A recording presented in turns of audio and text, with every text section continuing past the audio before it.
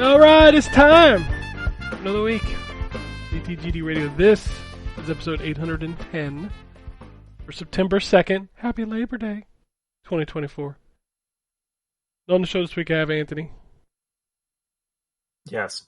I have the Wombat. Wired up. Motherfucker was like, yes. Yes. Yes. It was the pregnant pause. It was comedy, Ken. You laughed. Congratulations. I didn't even know you were trying. Oh man, it's that time of year. We Jesus spent Christ. we spent like a bunch of pre-show talking about shit we can't talk about on the show, so Yep. haha. Fun But yeah, no, we're playing a fuckload of games. You know it's a busy season when Anthony has 4 reviews. Yeah. This motherfucker got 4 games he reviewing. I think you can talk about some of them, but some of them you can't. I mean, Earth Defense Force 6 is still a letdown. I finished Backaroo.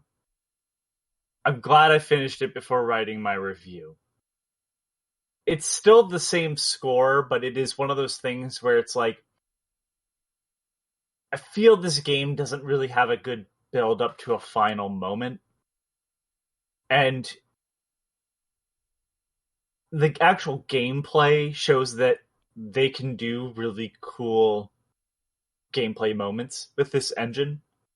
So it's kind of like I wish they had thought some of it through. It's a weird project anyways, because Goodfield originally published this themselves.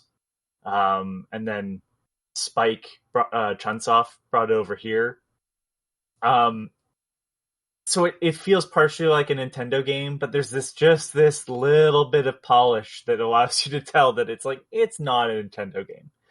When Nintendo is overseeing what Goodfield does, they demand a different amount of quality out of them.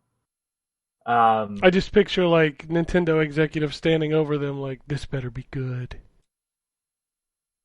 Yeah, I mean, I've heard stories about Miyamoto doing exactly that. Fucking, he's earned it. And I'll just say that he's earned it. He has, but there's some stories about him saying things to developers, and not in a mean way, just a matter of fact way. I made Zelda. Do you know who I am? Basically, yeah. You know why? So yeah, it's a very good game. I think there's some really neat concepts. If you like Super Mario 3D World and you've played through all of that, this is a sort of a different take on it. There's only 63 levels. Oh, only! The reason why I say that is because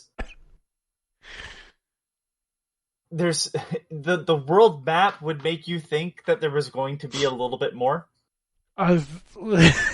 I'm still like, Anthony's like, there's only 63 levels. Well, but compare that to 3D World, compare that to 3D Land. Like, this game, I feel, plays the most like that.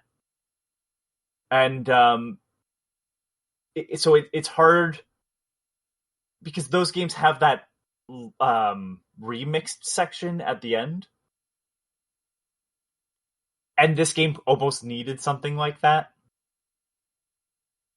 Yeah, I don't know. It's one of those things where this game just feels like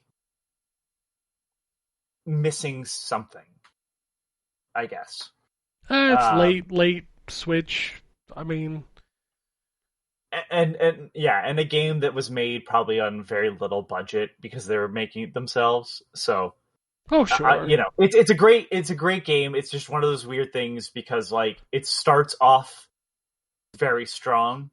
The gameplay gets better towards the end, but the interesting things that they were doing got less and less. I don't know. It's hard to explain. I'll figure out my thoughts when I write my review. And I played Zelda Force Lords this week. That's it. Of the things I could talk about. Isn't MEO out? Have you not played it? I have not started it because I wanted to get Backaroo done. I got you.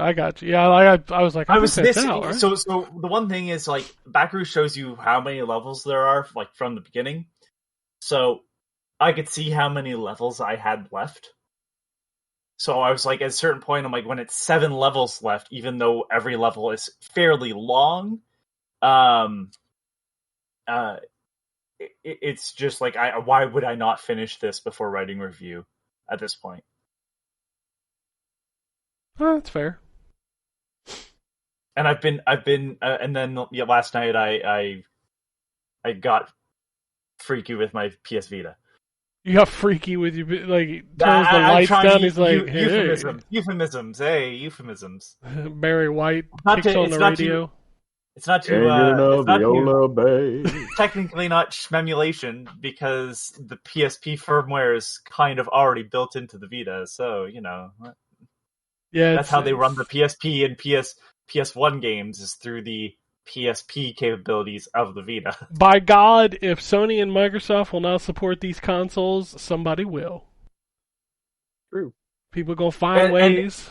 And otherwise, the main a wasted hunk of electronics that you pay and the for main and goal can't do anything with. Of this is to kind of protect myself, because like the Vita doesn't have stories of the battery expanding yet. So like the PSP does, so all the PSP UMDs I have are going to be useless at some point. You know how many old consoles have shit in it like that? That when they die? They're like the Xbox has one. Xbox has one. Yeah, I was gonna say, what is it? One of the weird ones is the 3DO or the CDI that, like, if the battery dies, it doesn't even boot. Yeah. Like, just so many of those types of things. Let's be fair, if your iPhone battery dies, it won't boot either. True. Yeah, the capacitor or something like that. Yeah, the Xbox is the capacitor if it, like, goes bad. Like the Sega Saturn has that fucking watch battery that you said to go to Radio Shack to get that son of a bitch. Yeah, it goes in the back. I'm gonna be honest with you. I always had to set the date because we just never changed the battery. Yeah, who gives a fuck about the battery? What's funny is it also has that slot for the video card, which never came out over here, so it was never used.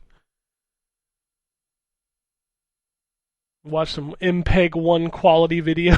Your Sega Saturn. Awesome. I love it. You know what does it? You know what systems don't fuck up? The ones you put cartridges into. Like, that's right. Because on those, it's the cartridges that fuck up. Yeah, the cartridges, but you can clean those. That's fine. But like, there's no moving parts. Battery backup. Yeah. Oh man, that's funny. Yeah, I'm all down for it. The great thing about those the Nintendo cartridges that have the battery backup is because of the way the power is stored, and in the cartridge with respect to the battery backup, you had to hold reset and then press power. You couldn't just press power because of the way the save process worked. It was all goofy. Power is stored in the balls. It is. Power is stored in the balls. You have no idea. Anyway, I love old shit. We'll talk about some old shit later because I feel like my childhood has returned. Just to kind of double down quickly, Wamba, do you have the same device for the Vita, the SD? I do. Yeah. So, like it was highway robbery to buy Vita memory cards, and I have quite a few of them. Go to Amazon, look up SD2 Vita, and buy one of those. And then there are what are they called? Tutorials how to fix the memory problem with your PS Vita on YouTube, because it's horseshit. That is my biggest complaint, is that like when they said the Vita store was closing, I just had enough memory cards to kind of have everything. Now I'm not even worried about them because it's just and they're tiny. Yep. Yeah, fuck it. Good riddance. Vita memory storage was an absolute disaster. Yes, it was. Especially when the competitor literally just took SD cards. Which is crazy because that's not the Nintendo way. No, not at all. But Nintendo also was like, "Fuck you, and we're not figuring this shit out." We're not dealing with this shit. Kids fucking- playing fucking then we have- Pokemon ain't dealing with no proprietary memory Yeah. cards. Buy an SD card. Done. Yeah, just get them at your local fucking Walmart. You're good to go. All right. So Wombat, what you got going on? I know one thing you got going on, but yeah.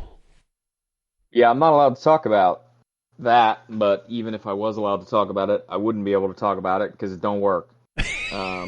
But that's a topic for another day. I gotta think for a second if I actually played anything this week. That's the challenge. I played a little bit more Dragon Age Origins. I originally started playing that with the thought that I'll play through the Dragon Age games and I'll just sort of mainline them in advance of the new one coming out. Yeah, that's not going to happen. So I haven't decided yet if I'm going to keep playing through Dragon Age Origins or if I'm going to scrap it because there's no way I'm going to get it all done before the new one comes out.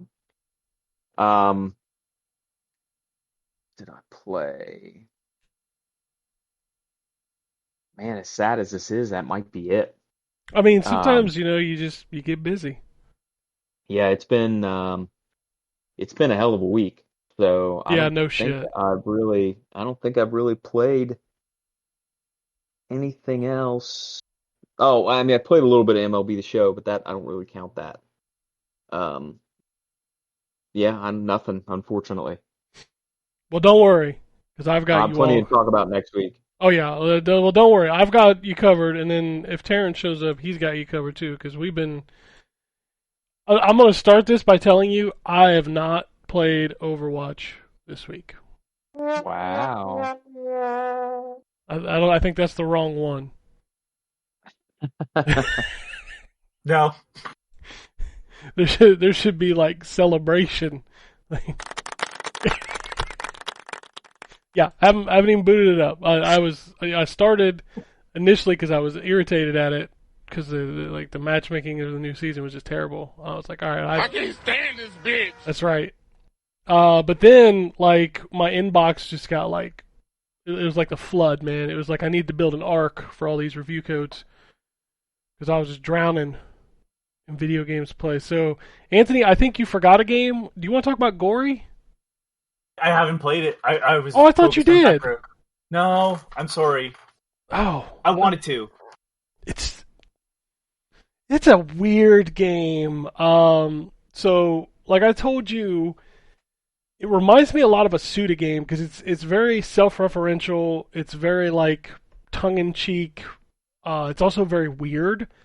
So like every time a new enemy comes on screen, it like does this little introduction to them with this little Suda games weird. No. Oh yeah. It even has kind of the same aesthetic, like I did see same that, colors. Yeah. Yeah. But I'm really enjoying it. The thing that impresses me the most is like how polished it feels. Like it runs really well. The control feels really good. The combat feels good. It is. What's the best way to describe it? It is like your Tony Hawk if you had like weapons on your skateboard and you're killing unicorns. It's a weird game. Okay. Yeah, it's a weird game, but I'm kind of digging it. Like I like the boss fights. The boss fights are really fun. The combat it feels good, but it also can be chaotic because you're moving so fast. Sometimes the camera kind of bounces around. I find the humor really fun. The level design's really cool. Like the second level is like you go through a bunch of different video games, and you have to complete these challenges before you go through. It's very gory, which, I mean, that's the name of the fucking game. Also, you're a cat on a skateboard. I don't know if I mentioned that. And the skateboard is an AI, so it, like, talks to you. Yeah, Sounds pretty cool. It is a pretty cool game. And it's cheap, too. It's like $25 or something like that. But yeah, I'm really, really enjoying Gory. I think you'll like it, Anthony, as long as the combat doesn't give you a little too much, because it can be fast and chaotic. But it's fun.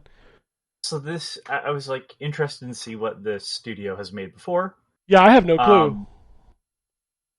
a horror game called Unforgiving from 2017. Yeah, I don't I'm not remember gonna that. lie, one of the screenshots kind of sold me, and the other is called Absolov, which I've heard of Absolov before. I swear I've played Absolov.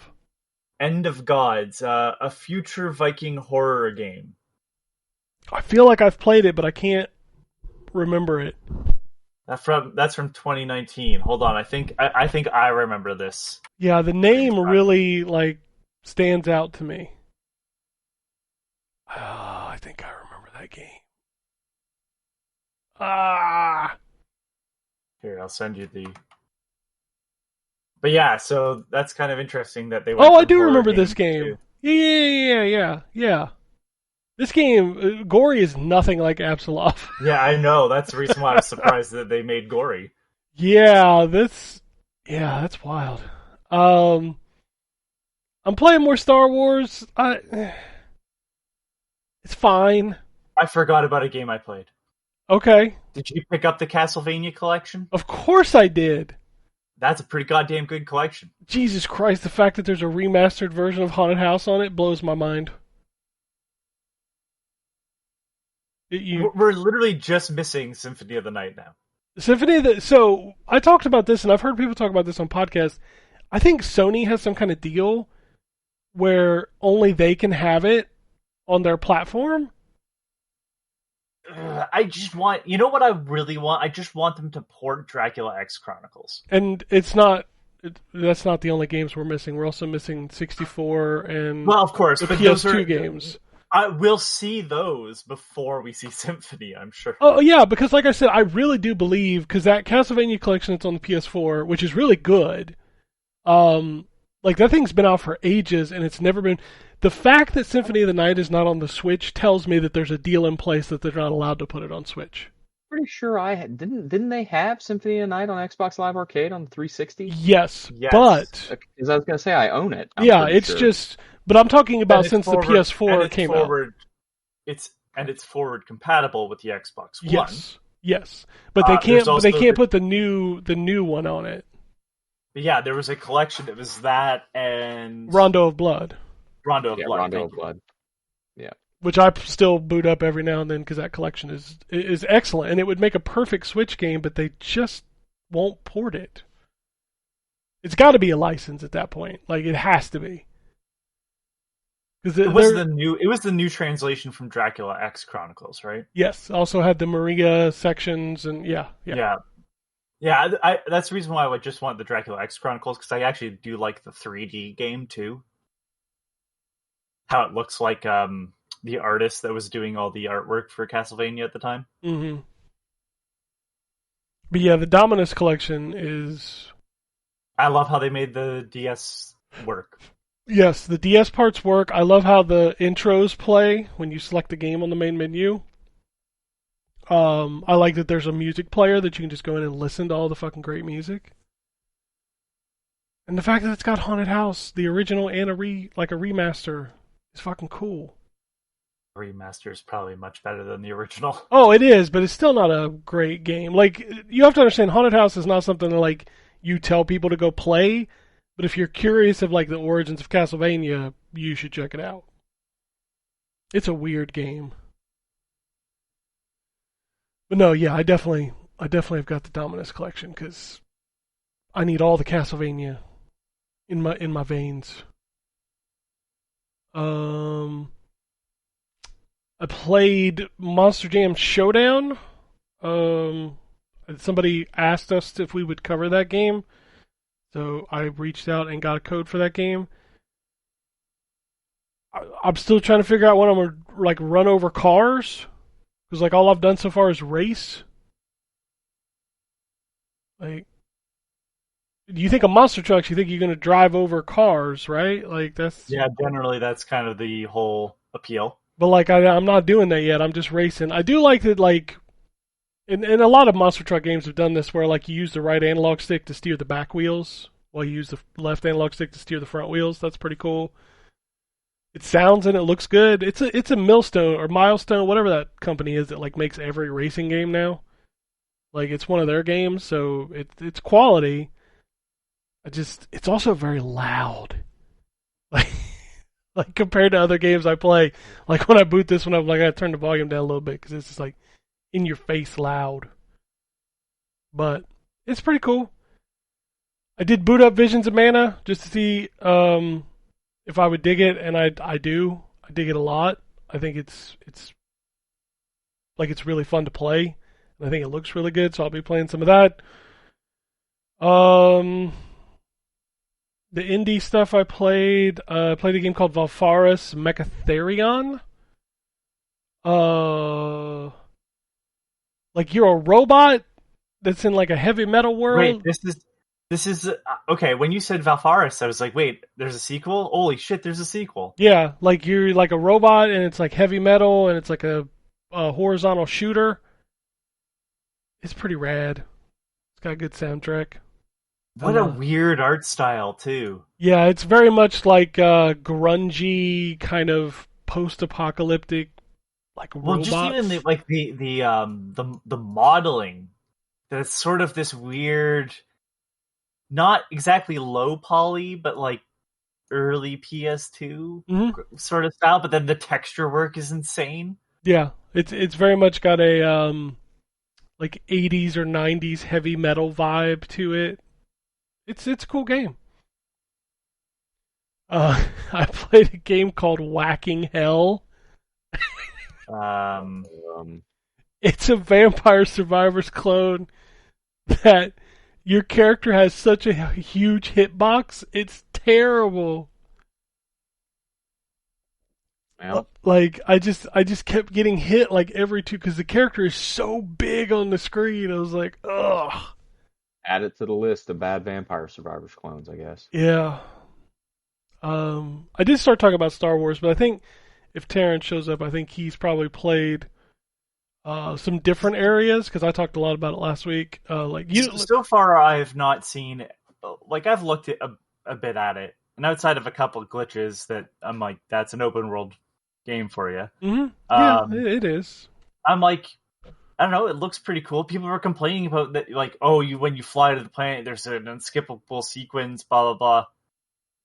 Dude, okay. people are never gonna be happy. They're like, if it went to black, I'd be pissed off. Like people complain about Starfield, people complain about Star Wars. Like nobody's Starfield happy. Where it was like a menu selection or whatever. Yeah, like pick your lane and stick in it, because otherwise you're just being annoying. Like I don't have a way to play it.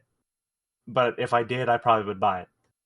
I mean, I'm not a Star Wars fan. But it's interesting that I'm not. Plus. Yeah, the thing is, it's the most non-offensive thing. Like, if you play it, you'll probably have a good time. There's some things that'll annoy you about it. It's not going to win your game of the year, but it's like the most aggressive 7.0 I've ever played in my life. It's fun. But that's how I feel about like Far Cry. Yeah, although Far Cry's feel like their every other game is pretty good, and then like the ones in between are kind of Yeah. Like I only like every other fucking Far Cry game. I don't know, it's weird. 5 is too big. I thought New Dawn was better. See, I liked 5 better than New Dawn. I didn't care for 6. Like 6 got really boring. 6 was the Giancarlo Esposito one, right? Yeah. Okay. Yeah, that's the one I was just like I grew bored of that one. I think 5 is just like is a lot of nothing. I don't know why 5 resonated. Like I like 3, I like 5. I like the characters. Had a good villain. Yeah. Yeah. Like, and that's the reason why I like because I played them backwards because I'm stupid. But I really like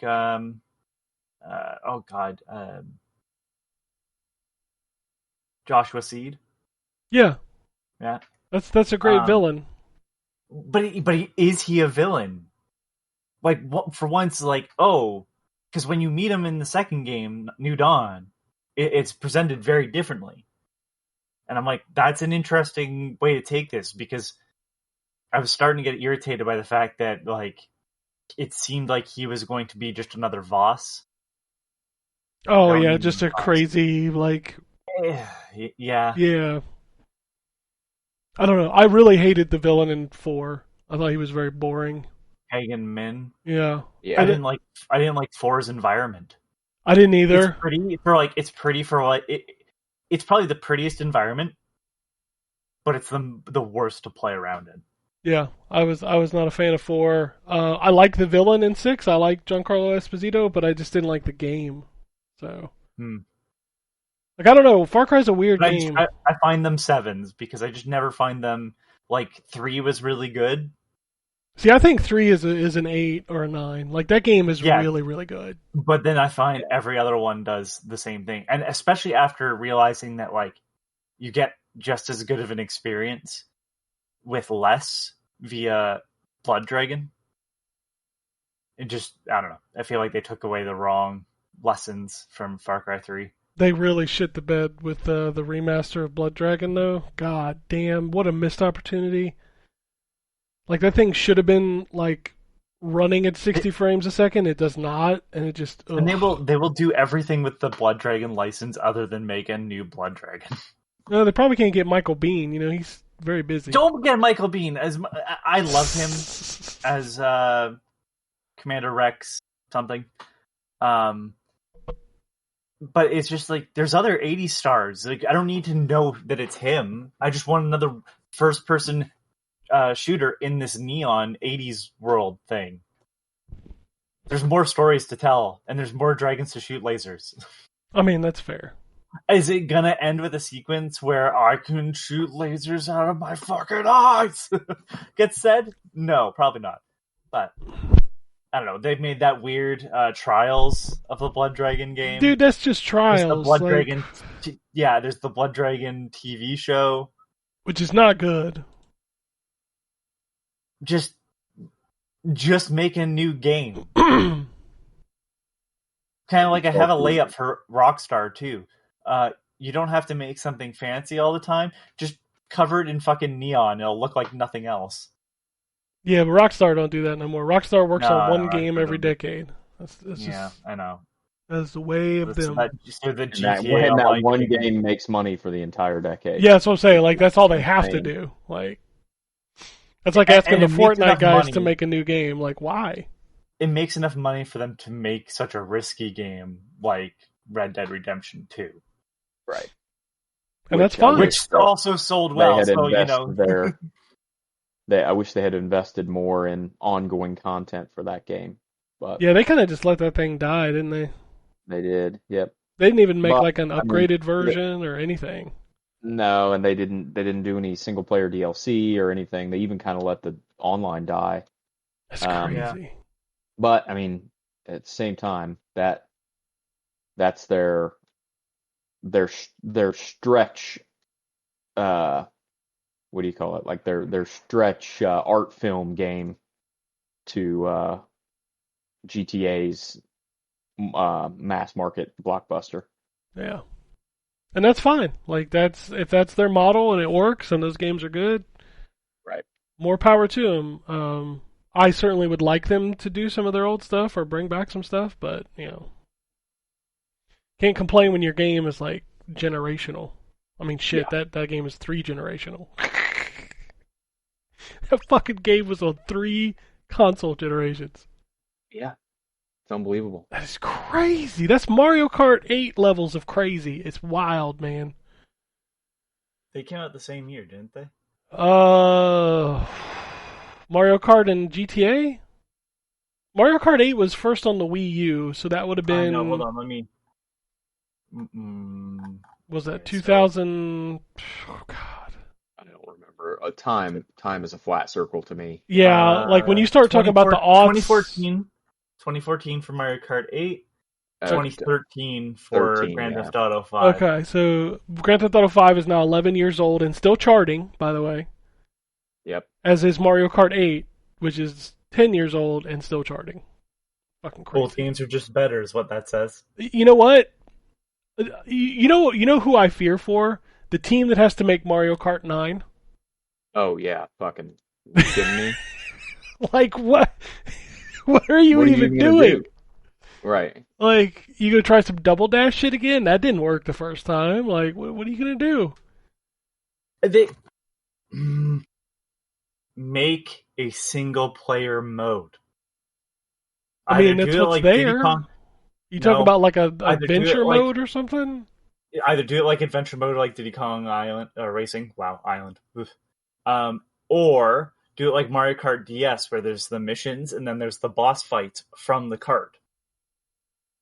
I mean, you could do that, but It's easy money. That's all I'm saying.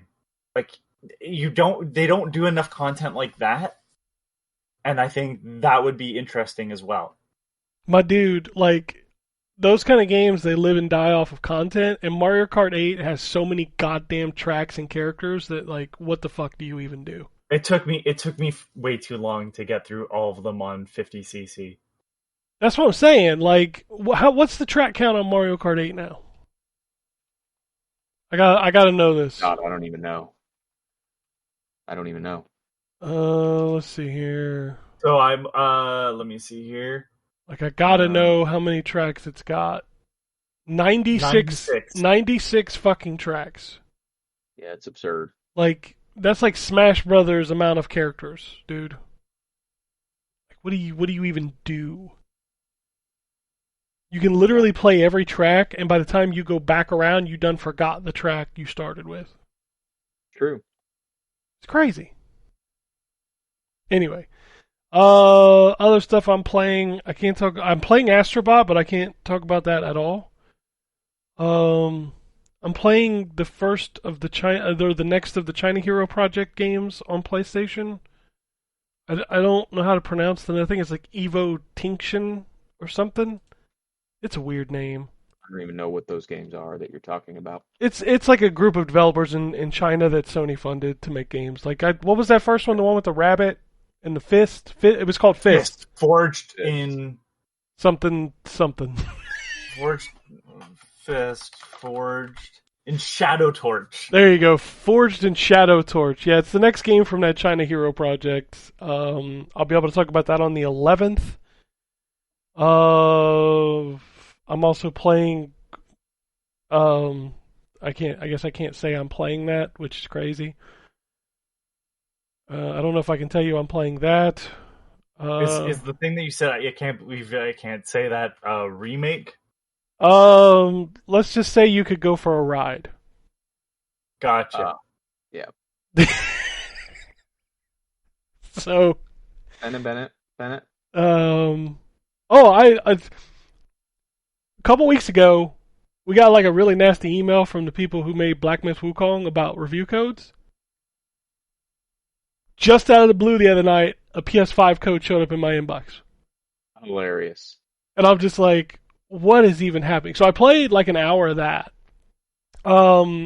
Anybody who calls that a Souls game, I don't know what you're doing. That's not a Souls game.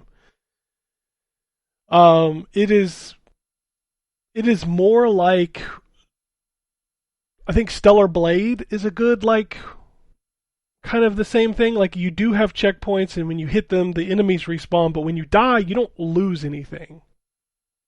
Like, you get to keep all of the experience that you've done. The combat is on the face buttons, so, like, you can just do combat that way. You've got these special moves that you earn, that you can do by holding the R2 button and then pressing, like, a face button. And these would be things like freezing your enemy in place or making duplicate copies of yourself.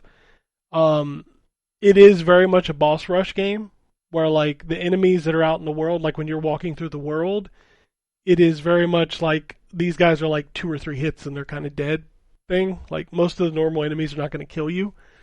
The bosses are very much like what the focus of this game is. And the world is explorable, but it's not like open. So like one of Dark Souls' biggest things that really kind of defines the games are you're like going through these labyrinths and then you like unlock a way to go, like, to shorten the journey, to like go back through the levels and do exploring and find, like, that's not Black Myth. Black Myth is like, here's a level, there might be a side path over here where you go pick up some like crafting materials. Like, that's it. It's a beautiful game. Like, it really looks good. I think it runs well. Like, I haven't had any issues with it, regardless of what people are saying online. I really fucking hate the voice acting of the main character in the intro. Like he sounds like some Saturday morning cartoon shit. He's like, "I'm here to kill you." Like it's really bad. Like you try to have this very serious scene where these two guys are fighting in front of all these like giant gods, and like that's the voice you use for that guy. Like it's just, oh my god, it's hilarious. The combat reminds me a lot of like Devil May Cry. It's very much like dodge focused. Like I think there is a block and parry button, but like it's not focused on that like at all. Like, I think if you hold down L1, like he spins his staff around. You also turn into a lot of different creatures. So like the first one you turn into is like a cicada that lets you like fly through the level to do like reconnaissance. But I guess you can like turn into other animals later. Sorry, what were you gonna say? So that's cool. Yeah, no, I like the game. I think it's cool so far. I haven't, like, some of the bosses are challenging, but like nothing that's like made me like throw my controller or anything. Like it just feels like a challenging action game, truthfully. So, yeah, I've been playing a little bit of that. Oh, anything else that I can actually talk about? I don't think so. Like, there's just so many games right now. It's crazy. Like, it's just There's too much. We still don't have Terrence, so I'm gonna go ahead and move forward. If he does pop in, we'll let him talk because I think he's got a couple of things. He's got a couple of embargoes too. I don't remember when they're up, so we'll see if he can talk about any of those games. But while we're waiting on him, if he does manage to join in, let's go ahead and talk about what's out this week. And again, we kicked it off last week. This week is no different. Like there's just it's basically for like the next 2 months we're just going to be like game after game after game.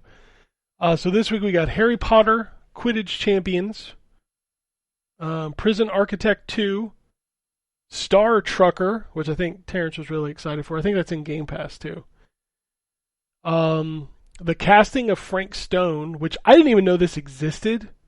This is in the Dead by Daylight universe made by Supermassive Games. Like, how do you sneak that out? Like, a game called Three. I guess you pronounce it Extinction, but it starts with a 3. I don't know what that is. Three Extinction. Age of Mythology Retold, which there's a review up on our site. Parents really love that game. Billy's Game Show. I chuckled when I read this game title. Elon and the Divine Proof. Shogun Showdown. Test Drive Unlimited Solar Crown, which I totally forgot was a thing. Like they're making a new Test Drive game. Okay. Big game for a lot of people on this show this week. Warhammer 40k Space Marine 2 is out this week. Big game for me. Arrow the Acrobat 2 is out this week. Can't wait for that. NBA 2K25.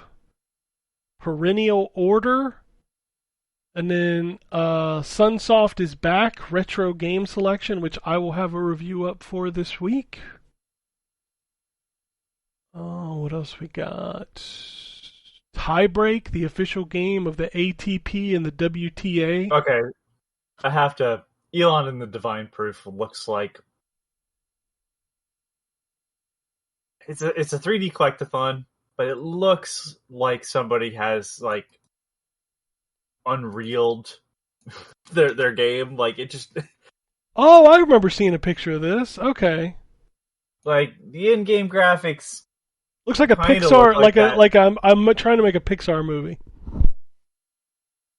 No, but he doesn't look like that in game. Oh, okay. Let me click on here, this. Hold on, let me see. There's a picture. You can click. Oh God! Oh God! Yeah, he's picking up hamburgers, and he looks terrifying. Oh God! Oh, look at the eyes. But if you look at the world, like the water's really detailed. Like really detailed. What the fuck is happening? He looks in the screenshot, not in the image. Most of you probably won't even know who this is when I say it, but he looks like Sid the Science Kid. Oh, I know who Sid the Science Kid is. I fucking hate that show. The way they move. Hold on. Like, the way they move reminds me of, like, some horror, like Garbage Pail Kids, the movie or some shit. Oh, my God. I had to look it up. Yeah, that's... Yeah, like, but you need to see them move. Have you seen them move, Anthony? You gotta watch, like, give me a second. I'm gonna hold on. All right, give me, like, 5 seconds here. Yeah, you gotta see him move. Oh. Yeah. Oh, you mean the mouse? Like, just their body movement. Like, it's creepy. Like, yeah. It's an adult being. It's got to be an adult, like, mocapping and trying to look like a child, right? I'm assuming that's a GIF, but it's not playing. Yeah, it's not working. Oh no, I've got the video up. There's an uncanniness to it. Yeah, it feels uncomfortable when they move. Like, it bothers me. It feels like. Do you remember Spy Kids? I do. The movies? Yeah. Yeah, the first one. The way this show looks like the monsters that are made. Like, how many Sid? Like, Anthony's search history is ruined now because it's all Sid the Science Kid. Hold on. Spy Kids. It's like, this is the rabbit holes we go down. What are they called? God damn! Oh, of course it brings me to the fucking franchise. Oh hell yeah! There's probably a fucking Spy Kids universe. It feels like Floop's Fooglies. What the fuck did you just say? Floop's Fooglies? What you just said is not words. Hold on, here. The fucking dude, that picture doesn't help. Oh my god, what the hell is that? That is a nightmare that I had once. That's in Spy Kids. Okay, but the world that, like, it's the guy Alan Cummings. The world his character made, Wombat, stop! Makes me feel. God damn, I got nightmares. I got nightmares now. Sid the Science Kid running at me down a hallway. I didn't realize Stanley Kubrick directly inspired.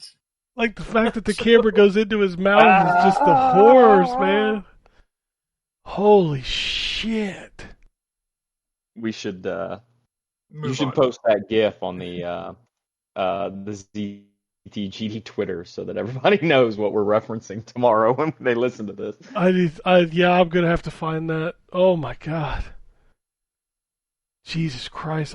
You know what? All these pictures are traumatizing me, and the funny thing is they're like children's shows.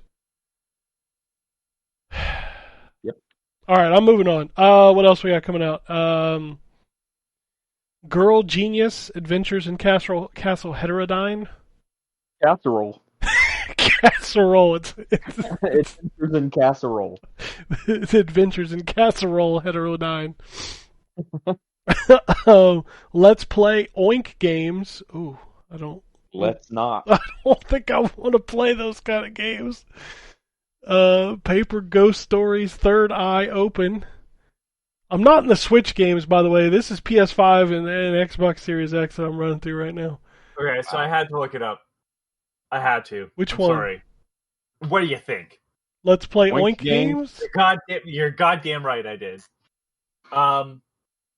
Apparently it's Oink Games. I gotta stop going back to Discord. It fucking creeps me out. Apparently they're a board game creator, and this is a collection of their games. Okay. What else we got? Astrobot is out this week, as is Perennial Order. Perennial Order. So that's your PS5 and Xbox Series X games. Go get one of those for your mom at the flower.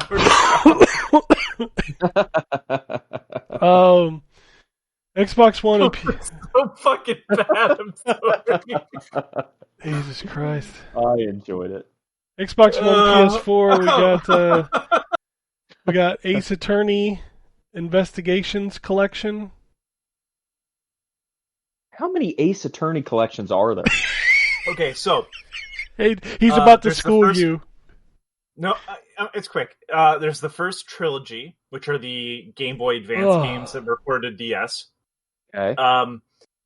Then there was the Great Ace Attorney Collection, which was the 2 Japanese 3DS games that are like with Sherlock Holmes in it. Those never got released over here. That's the second collection. The third collection is Apollo Justice, which is the last DS game, and the 2 3DS games that never got a physical release. And this is now Ace Attorney Investigations, which we only got one of. There were 2 DS games. This is the first time the second game got released in English. Do they even make new Ace Attorney games anymore, or they just keep making collections? The last ones, I think, were the 3DS ones. The problem is they released the 3DS games late and digital only, so there was a good amount of people that just didn't want to buy them. Yeah. But they were always never big print runs, so I don't know. I don't hate the fact that they're reissuing them, because playing them in other ways are not available anymore. Right.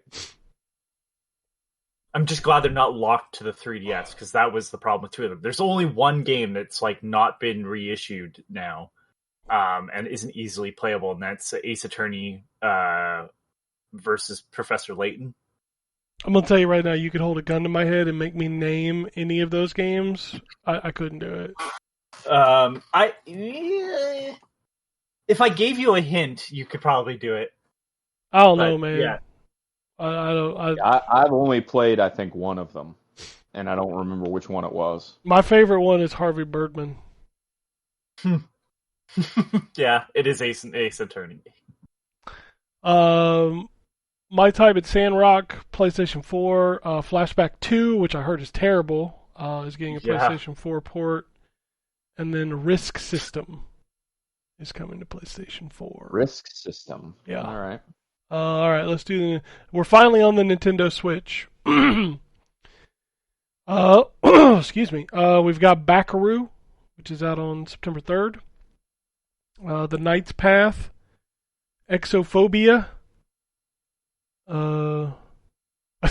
Terrence is like, seeing this shit without context is funny as hell. Who the hell is this kid?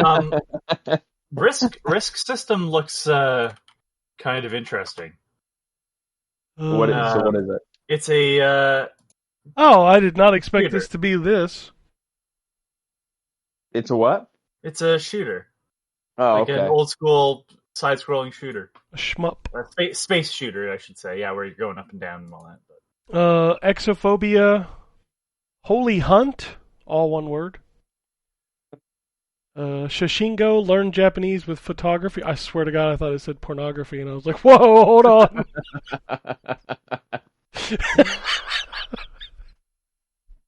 What are we doing?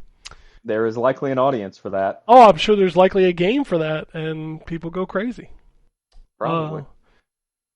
Mining Mechs Magnetic Mystery, Animal Water Pang, Badminton Time. Badminton Time. No, there's no time like badminton time. Holy Hunt looks like a pretty cool NES game. It looks like an NES game, but clearly doesn't move like one. It's a top-down twin stick shooter. Oh, that dude, he's got the Jesus logo on his helmet.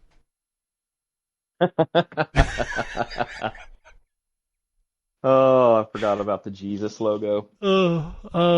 Egg console hybrid. The ball market yet? Yeah, it got overshadowed by the ball market. Yeah, there were so many good jokes in that episode. We should have saved some for other episodes. Egg console Highlight MSX. Fitness boxing featuring Hatsune Miku. What are we doing? Doing some fitness boxing with Hatsune Miku, I guess. I mean, they did it with Fist of the North Star, so... Flick Erasers Battle Royale. Okay. Gimmick 2, which we talked about before the show started. Scotland Yard Hunting Mr. X. Shield King. Super Shaking Girl. What? It's all capitals with 3 exclamation points, so you gotta take it seriously. The 200 Super Shaking Girl. Huh. Super Shaking Girl. The 257th Element. I'm gonna butcher the fuck out of this one. I didn't know. I mean, I knew Bruce Willis was kind of doing a lot of movies that were straight to video. I didn't know they were up to that many elements. Super Shaking Girl. I had to. You should not have Googled those 3 words together. Man, your search history. I don't understand how you haven't been visited by whatever Canada's version of the FBI is. Chris Hansen. Let's just take a seat. First of all, none of it's been illegal. Thank you very much. Second, I also already have no shame. It's fine. Yeah, it's like one of those like get as high as you possibly can, and she's got a bottle of cola that she's using to ascend. I thought you meant like smoking weed, getting high as you can. No. Like go up the screen as high as you can. Yeah. I don't know what those games are called. Dude, I don't even fucking know what you're talking about. I'm sure it's a genre, but there's like the Sonic one that's like Sonic Jump or something like that, where it's just like Doodle Jump, kind of. Yeah, sort of Doodle Jump-ish, but instead of drawing platforms, you're using like a bottle of soda to ascend. Okay, so I'm assuming she's shaking the bottle of soda to get the carbonation. It's at the bottom of the screen. She like bounces around inside. I don't know, man. It was like it's very cartoony. Looks kid friendly. It's got an E for everyone. All right. Next up, like I said, I'm gonna butcher this title. Toho Danmaku Kagura Fantasia Lost. Those are words. They are. Words in Japanese. V Hunter Puzzler DX. Frog Detective, The Entire Mystery, Ultimate Holidays, and What Happened Through Worlds. Those are your Nintendo Switch games. Please. I missed when you could read the title of a game and know immediately what it was. Like football. I mean, you're going back to Atari. Golf. No, NES had golf, yes. And pro wrestling. Yeah, I got it. Yeah. But like, you didn't know what Mega Man was? I did not. It's true. Like, I knew he was a man who was mega. Yeah, and then you saw that cover and you're like, this game sucks. He was on the cover shooting stuff. The cover awesome. does have him shooting stuff. I think that's pretty accurate to the game. Yeah. With a fucking gun, though. Like, what are we doing?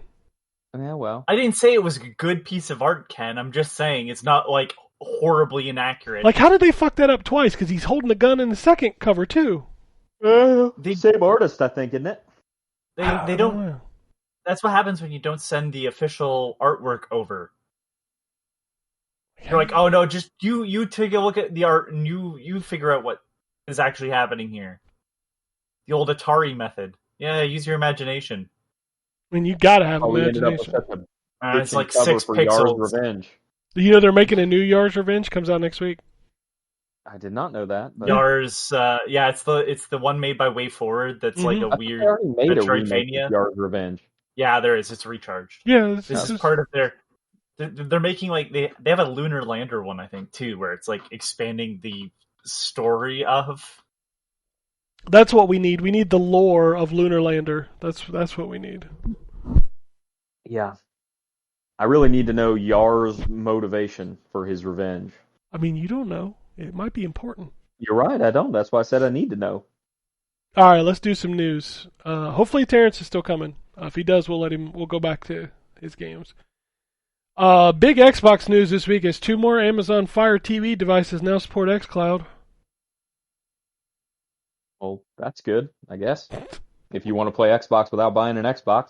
And on an Amazon Fire TV. Like, how the fuck is this not on, like, Roku I don't even like to watch Amazon Fire programming on an Amazon Fire Stick. I can't imagine trying to play Xbox on an Amazon Fire Stick. Yeah. Oh, no. Global Fire warming's Stick got is to such Amazon. Fire Stick is such a low grade streaming stick, man. The only reason that thing got as popular as it did is because people could hack it so easy. Yeah, that's true. People watch football games and shit on it, like cable. Yeah. Yeah. Always make sure you got a good stream coming out of your stick. Yeah. You don't want it to be. You don't want it to have fire. Fire bad. Oh yeah, fire bad. You better get some antibiotics or something for that. Yeah. Raven Software union workers accusing Microsoft and Activision of bad faith bargaining. There's still no deal after 2 years. Jesus. Yeah, that's fucked up. And Blizzard is working on an unannounced AAA RPG FPS title, according to a LinkedIn post, which, cool, that'll be out in 2030. Yeah, right. PlayStation is raising the price again. You know what it is, by the way? What's that? Overwatch 3. Probably. That's fine. You just slap let's make it 7v7 and fucking slap some more costumes on it. No, they fix They'll it to go back to 6v6 and then go back to 5v5. Yeah, we're due for Overwatch Classic, you know. And they won't actually release a new one. They'll just delete your ability to play Overwatch 2. Yeah. You can't play the old one anymore because it's the same game. Sony's raising the price on PlayStation products again in Japan. That includes the system and all of its accessories. Remember when consoles used to get cheaper when the generation went on? Yeah, this is the second price increase, so it's another $50 for PlayStation 5, which apparently shot the Xbox consoles up to number 8 in the top sellers, and before that it wasn't even in the top 100. See, that's all Xbox has got to do to be successful in Japan is not raise the price. Sony's charging too much. Oh shit! This also makes me curious how much they're going to price that PlayStation 5 Pro at. Oof. Isn't the rumor 700? 700 with a disc. Current rumor. Yeah, with a disc drive, it's $700 is the rumor, which. And 6 without. Yeah, 6, which makes no sense because the disc drive is $80. Right. Well. What the hell is that? Fucking pieces of shit. But what a fucking joke. I am definitely not buying that. No, I'm not buying a PS5 Pro. It's even if I wanted one, $700, man. No way. Also, if that makes me not a real gamer, I'm fine with it. It does. That's where I'm at this point. All right, well. Sales of PS5 have been halted across major retailers as pre-price increased stock is selling out. Jesus.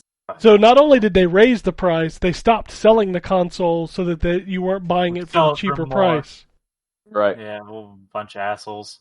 And then, like I said, Xbox Series X shot up to number 8 on Yotobashi's games and console charts the day before. It wasn't even in the top 100. Which is fucking crazy. That can't be what they were looking for. No, that is not the effect they were looking for.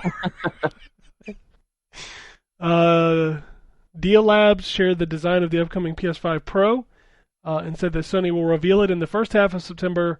They don't know if it will have a disc drive or not. So that's also the rumor going back and forth is does it actually have a disc drive built in? And that's how they're going to get it to be, $5.99 or whatever the price is. So, what do you do? I just want a cheaper console, god damn it. Dude, they're not going to drop the price of the PS5 when the Pro comes out. That's stupid. Why would they do that? I hate this business model. Just, the whole economy is fucked because a bunch of people are like, I don't have enough money. Oh, dude, they've all admitted it. Did you see, I know. Subway guy admitted it? They raised the price of a footlong up to, $13 when it used to be $5? And now a bunch of people are having to lower prices because no one's buying their shit anymore. Oh yeah, there's meal deals everywhere. McDonald's is throwing you a bone. You can get a double cheeseburger, small fry, 4 nuggets, and a pop for $5. Motherfucker. Fuckers. Just bring the price back down. No Big Mac on earth is worth $9. Okay? The Big Mac is not worth $9. What else we got here? Former marathon director Chris Barrett was fired this spring after he was accused of at least 8 female employees of inappropriate behavior. That's a Jesus wow. Christ. Bungie just fuck, man. Yeah. Gotta catch 'em all, predators. Man, Bungie is just. Remember when they made Halo? That was good times. Yeah. Yeah. That company is fucked up, man. PlayStation Plus essential games for the month of September include Harry Potter Quidditch Champions, MLB The Show 24, and Little Nightmares 2. So I assume the Quidditch Champions is being sold for a lesser price. $38? Like it's not a full. It can't be a full price game. Well, let's take a look. What did you say about MLB The Show 24? It's in PlayStation Plus Essentials. Oh yeah. Quidditch Champions is $29.99. Okay, all right. Because you say, wow, that's big if they're giving that away, but Yeah, also then I'm like, if they're charging full price, like you can get the other Hogwarts Legacy or whatever it's called. According to Jeff Grubb, the PS5 Pro is still planned for 2024, and that the PlayStation State of Play, not a showcase, is scheduled for the end of September. Okay. Nintendo had a partner showcase and an indie world this week, which included a bunch of new announcements, one of which was NES Tetris is coming to Nintendo Switch Online this winter. Nintendo has also officially run out of new 3DS replacement parts, so yeah. And then Pauline will be playable in Super Mario Jamboree. I need to get the list of Nintendo Direct announcements. Oh yeah. Because there was a lot. There was a lot. All right, here we go. We got an article right here. So Tetris Forever was announced. Can I just say quickly? I saw someone post like, I wonder if we'll hear about the Switch 2 on this without like a lick of irony. Like, dude, it's a partner showcase in an indie world. Like, what the fuck are you doing? They made it very clear that no, you weren't. They're not lying to you. Right. God damn. They have said before every single one of these, we're not talking about the Switch 2. And somehow you're still surprised. Maybe you're dumb. Maybe you're stupid. All right, let's go. Welcome. I need that isolated cut and put into a sound. Which one? Maybe you're stupid. Maybe you're stupid. Welcome, Terrence. How are you? I'm well. Am I coming through okay? I didn't get a chance for my normal sound checks. No, you good. Are you scared of Sid the Science Kid? You sound a little tired. Oh, well, Jesus I am that. Fucking Christ, Ryan. What are you doing? Oh, there's something I don't. Okay, Tired. there's a joke here. Tired. Tired. Oh, god dang it! Yeah, that's what that deserved. Yeah. Hit the soundboard. That's 100% what that deserved. Jesus Christ! And then you like traumatized him with Sid the Science Kid in the Discord. Like, yeah, what the hell was that about? Like, and then like, so the first one was, the kid was like waving, and I was like, oh, Ryan's just, because his meme folder is hella deep, so I'm like, okay, he's just doing him. And then the nigga was running, and I'm like, wait, is it a threat? Like, is he? What's that? No, it's like if you look at the way he moves, it's creepy. It was kind of creepy. Yeah, We're is it a cartoon? The creepiness of Sid the Science Kid. Yeah, it's a kids like show. It's ugh. Okay, yeah, I don't think my kids ever got into that because I don't remember ever seeing Sid the Science Kid. Sid the Science Kid and Caillou, we should just put them on a fucking island and blow it up. That's what I'm saying. Yeah, Caillou they got into, like everybody. My son especially. I remember Caillou. Yep. No. And then there was like you already have to deal with the fact that your home country produced Caillou in the first place. Oh, is it Canadian? I didn't realize Caillou was Canadian. But it's I believe it's French Canadian, so fuck them. Oh, well, damn. All right. Yeah. Okay. Man, I didn't know y'all got down like that. Right. Damn. Well, we're about to go through the Nintendo Indie Direct, and then we'll swing back around to your games. Okay, that's cool. So, Tetris Forever is a collection of Tetris games, including Hatris, which is being made by Digital Eclipse, which is really fucking cool. I'm down for that. Star Overdrive was the next game. I don't really know much about that game. Then they showed another trailer for Goat Simulator 3, which was coming to Nintendo Switch. SpongeBob SquarePants, the Patrick Star game. Fitness Boxing 3, Your Personal Trainer. Then we got the bomb, baby. Capcom Fighting Collection 2, which includes Street Fighter Alpha 3, Upper, Project Justice, Power Stone, Power Stone 2, and Plasma Sword Nightmare of Bilstein. Coming in 2025 exclusively, not on Xbox. Did you say Project Justice? Isn't Project Justice in there too? No. It is... Oh, yeah, sorry, Project Justice, but not Rival Schools. That was Right. the difference.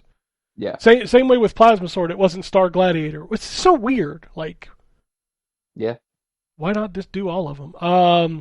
Marvel vs. Capcom Fighting Collection got another trailer, also exclusively not on Xbox, with a release date of September 12th digitally, with a physical release planned for November 22nd.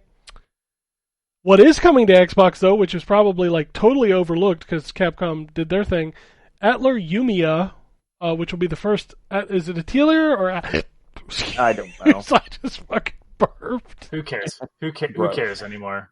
I don't know, but that's the first time that Gust is making Adelati games. The Adelati games.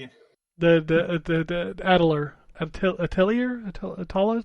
I don't know what it is. I don't know if it's supposed to be French, Atelier. I don't know. Oh yeah. I feel that way. Every time somebody does it, I think of Dampier from Soul Calibur with his twirly mustache and his top hat. Like, god damn it. Suikoden 1 and 2 HD remasters. Somebody listening to this podcast in French and they're going to be super pissed. These motherfuckers. Sorry. We love you, France. As Anthony said earlier, I fuck don't know them. if they feel it.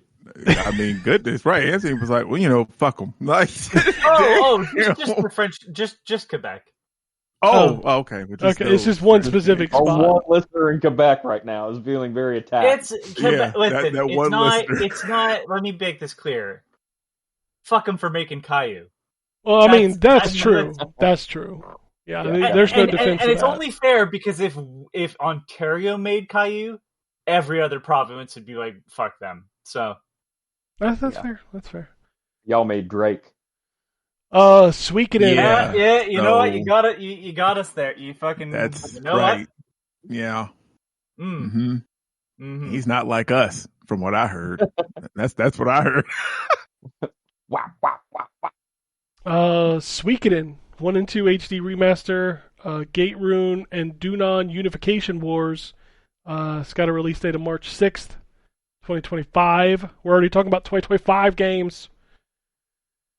Dragon Quest III HD 2D Remake, greatest title of all time. It's coming November 14th. Yes, sir. Castlevania. A new class. Yeah, Castlevania Dominus Collection was shadow dropped, so that came out. We talked about that earlier. In a twist of fate, Civilization 7 is coming to the Switch, and I have no idea how. But, some people have trouble with the Series S. Whatever. Is 7 the old one, or is No, that it's the new one? I this can't the remember new which one. they just made. This is the new Okay, so one. that's the one that's about to come out. Yeah. Okay, gotcha. And it's coming to the Switch, but fuck the Series S, am I right? Tales of Grace's F remastered? Dude, there's so many Tales games now, I can't keep track of them. I'm sorry. My Sims is coming back with a cozy bundle, November 19th. Five Nights at Freddy's, Help Wanted 2, and Five Nights at Freddy's Security Breach are both coming to Nintendo Switch this holiday. Rune Factory Guardians of Azuma, 2025. And Yakuza Kiwami coming to Nintendo Switch on October 24th. Digitally only. Yes. I mean, you should just be surprised it's coming at all. Yeah. Well, Kiwami 1 and 2 is on Wii U in Japan. Yeah. but because So it's it's not never like been the on the port Switch. really. But I'm just saying, like, it's not like they haven't ported to Weaker Nintendo Nintendo before. consoles before. Yeah. Balattro's getting some crossovers, including Vampire Survivors, Among Us, The Witcher 3, and Dave the Diver. Has anybody played that game? Which one? No. Balatro? No, Jay has, I think. I'll have to ask Jay about it. I'm still not really sure what the fuck is going on. The makers of Gree have a new game coming out on October 15th called Never. Never.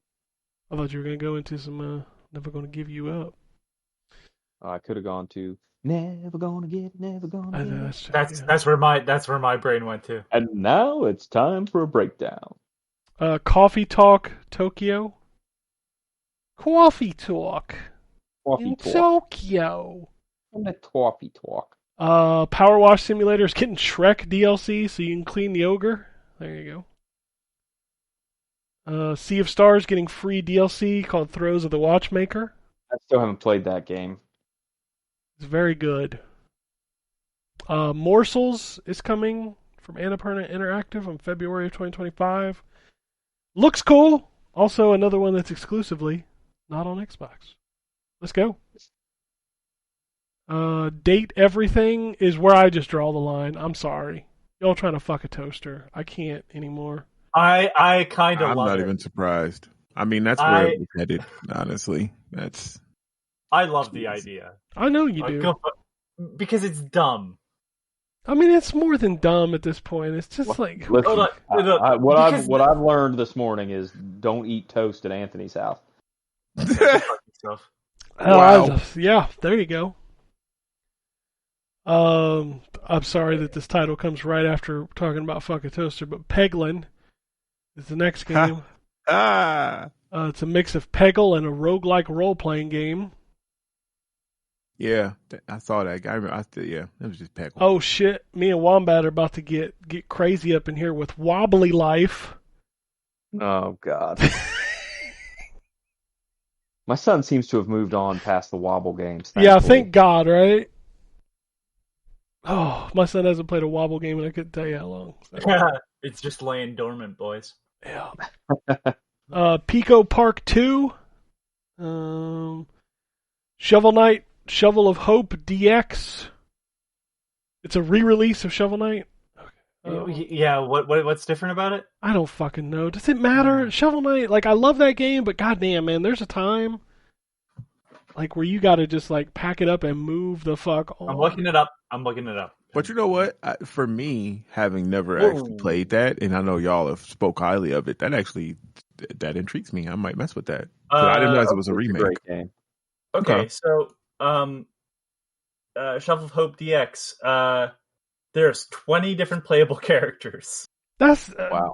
This too much. God damn, that's a lot of Jesus. There's online multiplayer. Co-op Shovel Knight is pretty fucking fun. There's a bunch of content, somehow full stereoscopic 3D. I'm not sure how they do that. There's a rewind and save state. Oh, fuck. Huge. Remix with cheats. With over 300 classic gameplay twisting cheats, customize your experience to make it as challenging or as weird as you like. All these cheats can now be enabled simultaneously, offering endless ways to remix your adventure. I'm excited now. I mean, I'll probably get it, but Jesus Christ, man. Is it on everything? I think so, yeah. Please don't say it's exclusively not on Xbox because that's just the way it goes nowadays. I know. Oh, I know. Pissed me off too because I played Shovel Knight on PC first and then I played it on Xbox and it's just so good. Europa was the next game. The Cuisinier? I don't even remember that one. I don't know what that is. Literally, the description in this article just says, Cuisinier will be released January 28th, 2025. Well, that's good. Be excited. On Your Tail, which looks like it's about anthropomorphic animal peoples. Metal Slug Tactics. Animal peoples. Metal Slug Tactics is coming this fall. And then Pizza Tower which people seem to love. I don't even know what the fuck that game is. Look like a pizza platformer. Bruh, that's exactly what it looked like. Yeah, Say I've heard a lot of really good things about it, but I've never played it. So people say it looks like or plays like Wario Land, but it doesn't even look like Wario. It looks like the end sequences of every level from Wario Land 4, where you have to run really fast. Gotta go fast. Yeah. Fast. okay. All right. I'm just gonna let that one die. We're gonna circle back around to Terrence and let him talk about what he's played because he's got things to say. I do. And I just realized I can't actually talk about the one I really want to talk about because that embargo actually is not up till the 4th. Welcome to everybody on this show right now. Yep. Yeah. Oh, okay. Is that okay? It's like we had to skip like 7 games because we couldn't talk about them. Everybody has that one. Yeah. Okay. So yeah, I'm gonna have to wait because I really wanted to, but I did finish that review, so that is in the books. I guess the big one that I really have played a lot this week is Star Wars Outlaws, and did you talk about it? I said I would leave it for you when you got here because I talked about it last week like ad nauseum. So. Gotcha. Okay. Now, all the reviews and stuff, and even, what you said, obviously you have firsthand knowledge. Yeah, that's all true. It has glitches. It has bugs. Those instant fail missions do suck, in the early hours of the game. But the game is a lot of fun. It's kind of like the Assassin's Creed games. I mean, those have, some annoying issues from time to time, but I mean, you stick at it because the story is good and, the parkour and different stuff is there. This game has that je ne sais quoi. Like, I can't really put my finger on it of what it is. Like, that it just has that certain something that I literally just keep coming back. Like, the space stuff is fun. But I haven't explored a whole lot because it gives you like a little arena around each planet, like a little area around each planet that you can do stuff. And in Tatooine, there's not much, which is where I just finished all the story quest on Tatooine. But on some of the other planets, there's like outposts and derelict ships and stuff that you can land on and explore. And then there's like pirates will be like, attacking freighters and stuff like that happens during there. And it all happens like randomly while you're playing. And that sort of thing happens when you're on the planets too. So when you're on your speeder and stuff, like going through the Dune Sea and some moisture farmers like, we're under attack by bandits, we need some help. And I'm like, go over there and help out. Like it really does allow you to live a Star Wars story outside of being a space wizard. It's a Star Wars life. Basically, yeah, because like there's no Jedis and nothing in this. So this is because and that's what to me I think is so fascinating about the worlds of Star Wars and Star Trek is because they're so much bigger than what we are presented. Like I actually have a story that I've written that's like based, and you don't really realize it until the end that it's like in the Star Trek universe. So, but it's like normal. Kind of story. How Wombat is with spoilers, goddammit. Oh, I know. I'm never going to be able to read your story, Terrence, because I know. Right. Yeah, you will. Yeah. You'll just see it and be like, oh, that's that. Yeah, I know the ending. I'm good. I know the twist.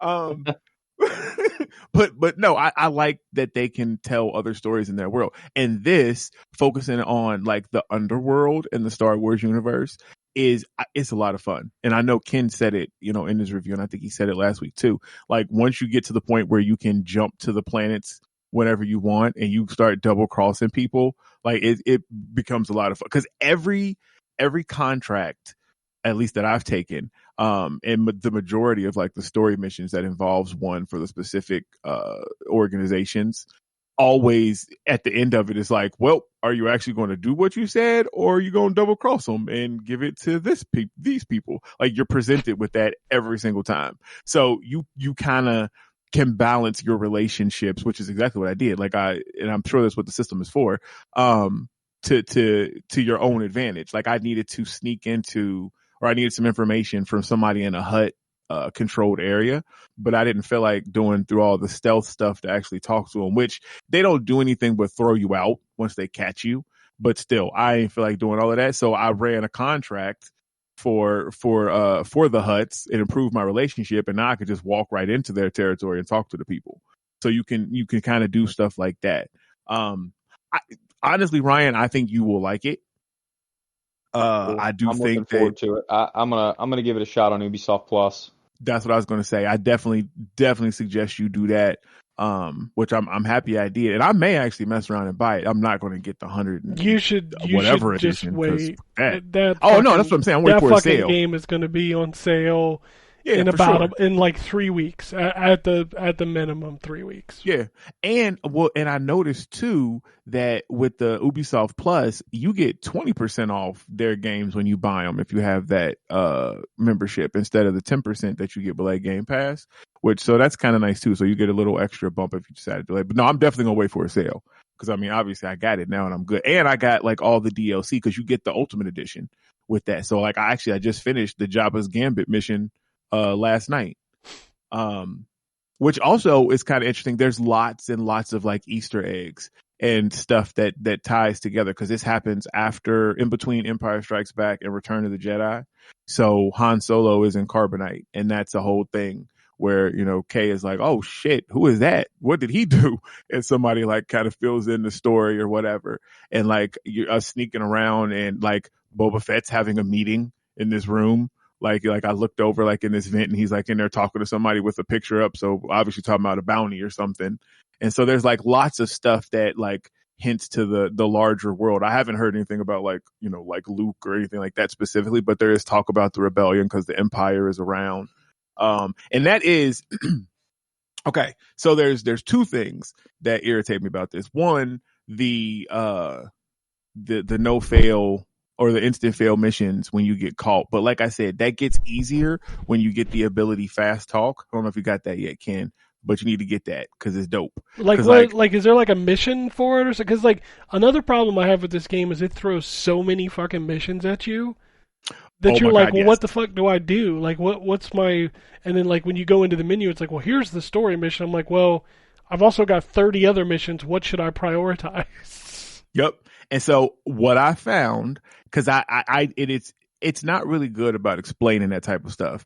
So what I found is that when you go to like your journal, the only thing it highlights, the first thing is literally just like the story missions. But when you break that down and go through there, it has like your contracts. It has like your intel stuff. Like when you like overhear somebody saying like, yeah, I found this thing out here, blah, blah, blah, blah, blah. Like that type of stuff is in there. So really it's just when you go into the game, you just kind of figure out, well, what do I feel like doing? And go to your journal and kind of go like that. But this ability that I'm talking about, when you meet the different people and you unlock those abilities and you have to have like different parts and do different stuff to be able to upgrade them. Mm-hmm. Yeah. Like that fast talk thing it's one of those. It's the first guy. I can't think of his name, but the very first dude that like hooks you, like you were living in his attic. You get it from him, and you have to.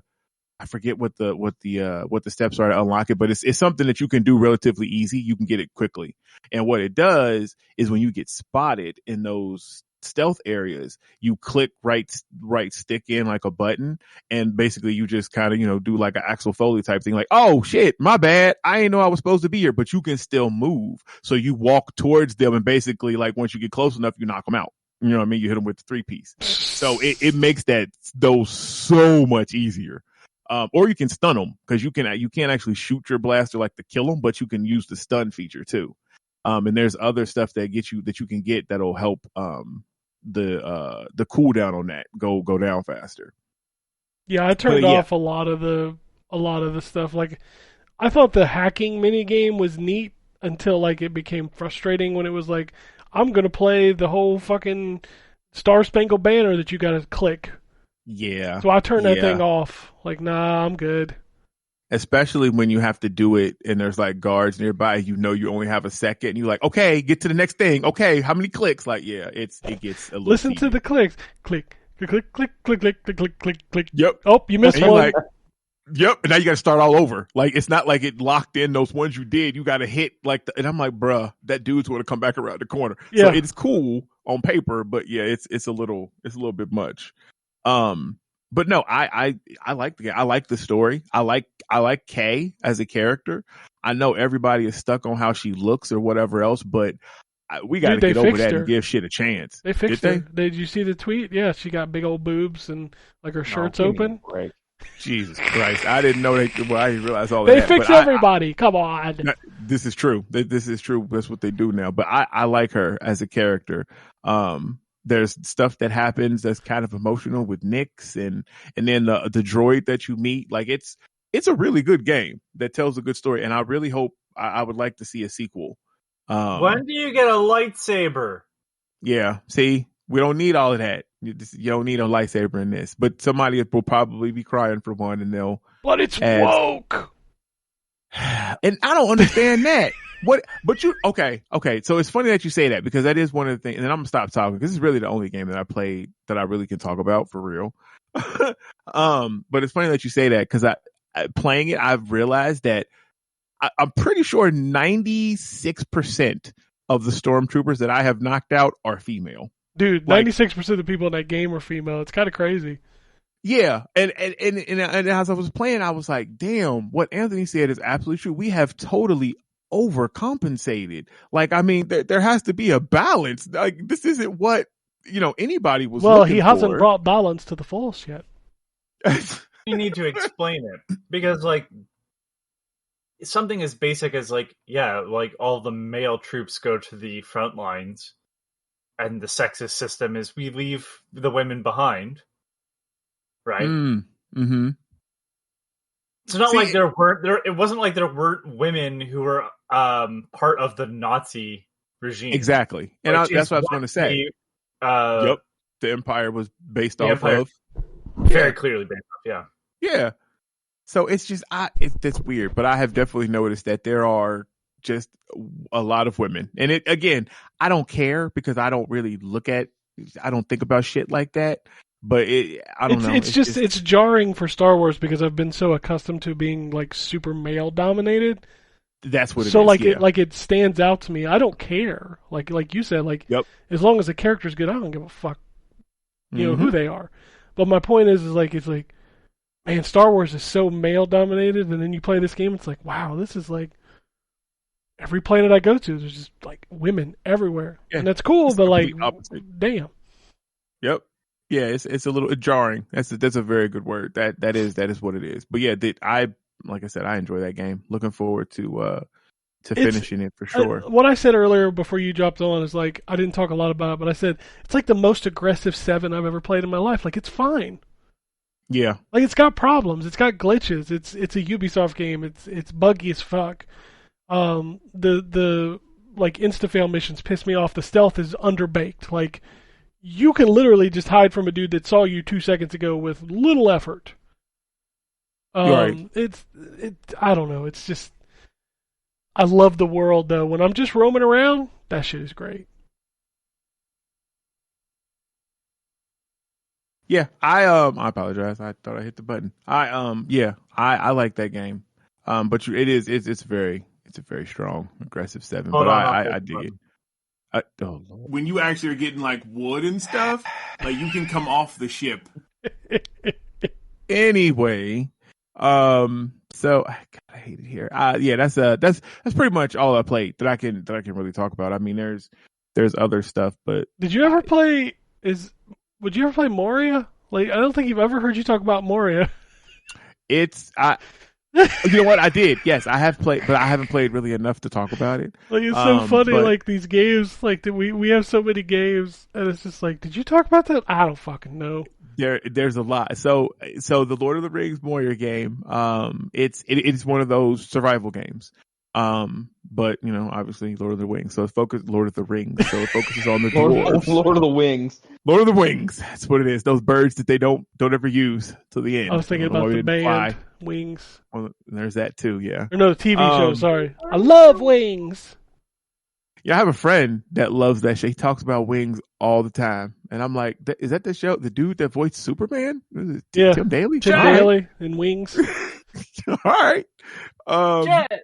Oh, sorry. I was thinking another Wings. But no, so Moria, I haven't played really enough to talk about it. Like, I'm still in the tutorial part, so I haven't kind of been cut free, or let loose rather. But it's, one of those where you're punching trees. You're not physically punching trees, but I mean, you got a pickaxe, you're mining, for ore and stuff. Apparently You're a there's dwarf? a bunch of enemies. Yeah, you're a dwarf. Okay. So of course that's what you're doing. Apparently I guess there's orcs and dragons and stuff to fight down here. Like, there's more combat involved than in some of the other ones. And I guess it's story forward, than like what Ark is. But yeah, I haven't got a chance because that one, that's one of the ones where it wasn't, it didn't have an embargo date. So there's some time there. So I haven't played a whole bunch of that. And then Outlaws just kind of sucked me in too. So, but yeah, that's, I did hop on Concord. I'll talk about this real quick because I did see that there was people talking about, it takes 12 minutes to get into a game and this, that, the third. That's a lie. It don't take 12 minutes. It did take me 4.5 minutes to get into a match, yesterday. I'm playing on Steam. So people have to realize that how long it takes to get into a match is not always indicative. It's really not, because it's like I was playing in like maybe it wasn't a popular mode or whatever else. Dude, sometimes right? I'll sit in a queue for Overwatch for 3.5 to 4 minutes, and it's not because nobody's playing that game. Right, because that has hella people playing it. Yeah, so it's sometimes it's just based on skill base, but it is. What did I see? Somebody came out and said it sold 25,000 copies, which people were making fun of Hypercharge Unboxed because it sold 100K. Right. Bruh. But I mean, that's a small indie. Concord is a 9-digit figure game. Yep. Hundreds of millions of dollars went into that game. And there were 58 people playing it on Steam yesterday. 58. Somebody tried to insist that 500 players was fine because that meant the game sold 10,000. But even at 500, you have to realize those people are probably split over servers. And that means that there's even less of a pool for each person. Mm-hmm. Like, I saw, like, Twitter famous people out there, like, if you play Concord, you're probably going to play with me. I was like, that's not a good sign. And you're going to end up going, what is this when that Amazon show comes out or Netflix show comes out with all the video games? Because there's an episode based purely on Concord. I don't, like... I'm going to say this. I'm not, like, happy... Stop trying to make that happen. Well, that's what I'm saying. Like, I'm not happy when a game fails with it. They put a lot of work into it. A lot of people are probably going to lose their jobs over this and stuff like that. But I just don't understand how this failed as bad as it did. I expected it to fail. I did not expect it to fail this bad, this fast. It's a pretty spectacular failure, honestly. Yeah, like it's above and beyond being just like this game didn't do that well. Like that game has not even been out 2 weeks.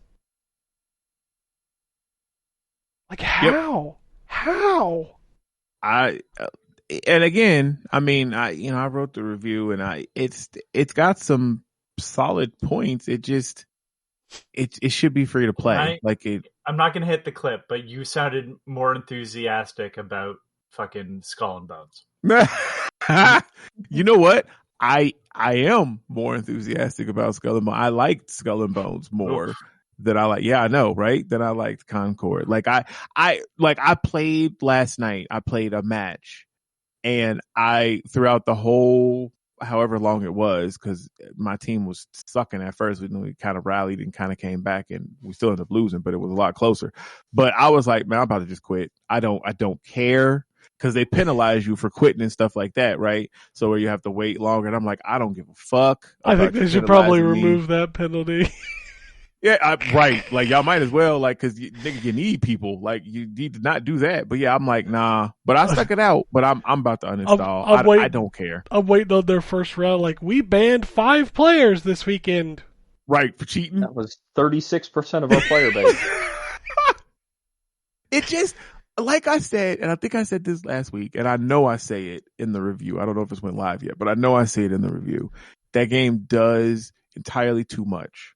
Like, there's no earthly reason why you need 6 different classes to play a 5v5 game.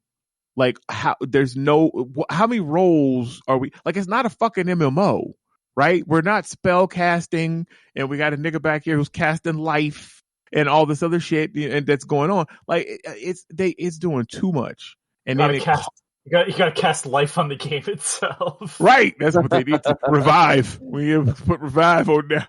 Like, it's crazy. Like, I don't know. It does too much. And on top of that, it costs $40. $40 when is a huge thing. Yeah. Yeah. And there's so many other games that's doing more than Concord and doing it better, and it's free. So why would I get Concord? Yeah. Like, shit, I'll start playing Overwatch again because they doing the same shit that y'all trying to do, but they do it better. And it's missing and Marvel Rivals too, right? And that's free. And Marvel Rivals, yeah, that comes out in this. Well, you know I'm on that shit. That's my game. I can't wait for that. And but it's missing a platform, like at least one platform. Like all the other free to play games in its genre are on everything. Yep. Fuck, Overwatch is on Switch. Yeah, which I still don't understand. Dude, there's no way I could play Overwatch on Switch. No, there's no fucking way. 30 frames a second with motion controls? Get the fuck out of here. Yeah, God bless you. Y'all really a pro. If you're doing all of that, yeah, like, I don't know. Nah. Oh man. But yeah, Concord I mean, and we joke about it, how it was gonna be 6 months and stuff. But it is messed up and kinda crazy. It'll be free faster. It'll be free by the time that Netflix or the Amazon show comes out. I think so. It has to be. Concord reminds me of Anthem. Yeah. See, but I think Anthem lasted like a year, and I like the thing that killed Anthem, at least for me, because I liked Anthem. I did too.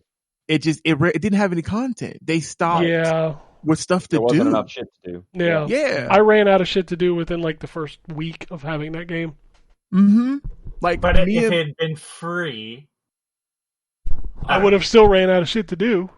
Yeah, that's true. I think people would have been. I don't know. That's what Concord reminds me of. If I figure out why exactly, I'll let you know. Because it's a big budget, spectacular failure. That's probably it. That probably is the similarity, because Concord was pushed as BioWare's like next big thing, right? Anthem, excuse me, sorry. Yeah. And then Concord was pushed as this big franchise that they want to push out and do all this different stuff with. So yeah, they both were just spectacular, big failures, unfortunately. Yeah, I fear for that studio. I truly do. I do too, because man. What else do they do? Have they? This ain't their first game? Dude, this game has been in development for 8 years. Oh, so this is their only game. Okay, so they're probably not gonna. You spent 8 years working on this game and hundreds of millions of dollars just to have 58 people playing it 2 weeks in. But it does have, because again, I talked about this in the review too. It has the story mode that again, this is so stupid to me that they're doing this. That it rolls out every week. There's a new cutscene. That would be great if people were playing it.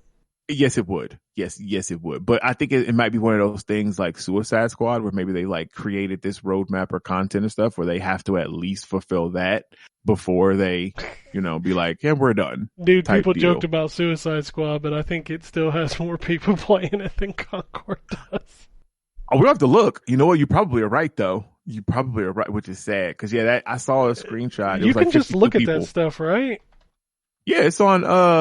what's it called? Steam charts? You gotta look at the charts, yeah. All right, I'm pulling up the charts now. Can I just search? Okay, so we'll search a game. Concord. I don't know if you can see it that way. Current players 91. Okay. Suicide Squad. Current players 120. Damn. Well. Yeah. Well. Holy shit. Yeah, that's kind of crazy. A little bit. Kind of crazy. I don't know. Like, if it goes free to play, they'll pick up. They'll probably be at that 120 mark. It's not going to set the world on fire because again, even if it goes free to play, the mechanics and stuff in that game, there are other games right now and are on the horizon that are doing it better. out the gate. You're not gonna pull people from Apex or Overwatch for a $40 game. You're just not gonna do it. Mm-mm. I think they were just hoping that the PlayStation, like maybe core audience, would really grab, and maybe that's what's happened because PlayStation doesn't share their numbers. No, so maybe that number I gave you earlier was PlayStation, 25,000. Oh, okay. Well, damn. All right. I think it's like I will say 40th or 50th best-selling game on the PSN right now. Alrighty then. Yeah, I know all the matches that I've played. The majority of the players were PlayStation because it shows like the little logo of the PlayStation thing. The majority of them on everybody's team was PlayStation. Does that game have skill-based matchmaking? That's a good question. I don't know. Well, because every screenshot I see, there's like people. Never know because there's 4 people playing. Yeah, like every screenshot I see of like the leader or the stat screen like has people from levels of like 2 up to like 30. Yeah, it runs like that because I'm level. For instance, I'm level 3. But the match last night, every single person in that match was double digit higher than me. The lowest person like that was higher than me was 23. I think the highest person in that match was level like 46 or something like that. Yeah, to me that says that there's no like they can't even if they had skill based matchmaking, there's not enough people to run it. Yep. Like they just have to throw everybody together. And I think, and that unfortunately is a problem too, because me, trying to figure out everything and just getting hammered by these higher level people. And the fact that the time to kill is ridiculous. Like I shit you not. I wish I was recording it. Put a clip and it shows you the health bar of this person going down a little bit. And then they hit me with one of their abilities and got some freak shot off and I'm dead. And I'm like, bro, what? If this was Call of Duty and the amount of time that I spent on this one person, I would have killed 7 people. Like, this shit's crazy. Yeah, I didn't like the time to kill, and I didn't like the objective modes at all. So, and I don't think the characters are interesting. Like, I think I remember what 2 of them look like, and I couldn't tell you one of their names. Like, I know what the green lizard looking dude looks like. But do you know his name? No, fuck no. I didn't play the game. Which dude? The guy in the trailer. Looking dude. Oh, yeah. I talked about him in the review. That's Linux. Yeah, that's Linux. Okay. Fuck Linux. Every single person that he is so fucking broken. Like that dude, every time I see him coming, I just run the other way. Like when I played that match, because if you go up against him, you're going to fucking die. And he does it with like 3 shots. Like, I don't know. I didn't even pick him to try him out. Like, but he gives off McCree vibes. But fuck Linux. I talked about him in the review. Fuck Linux. Yeah, man.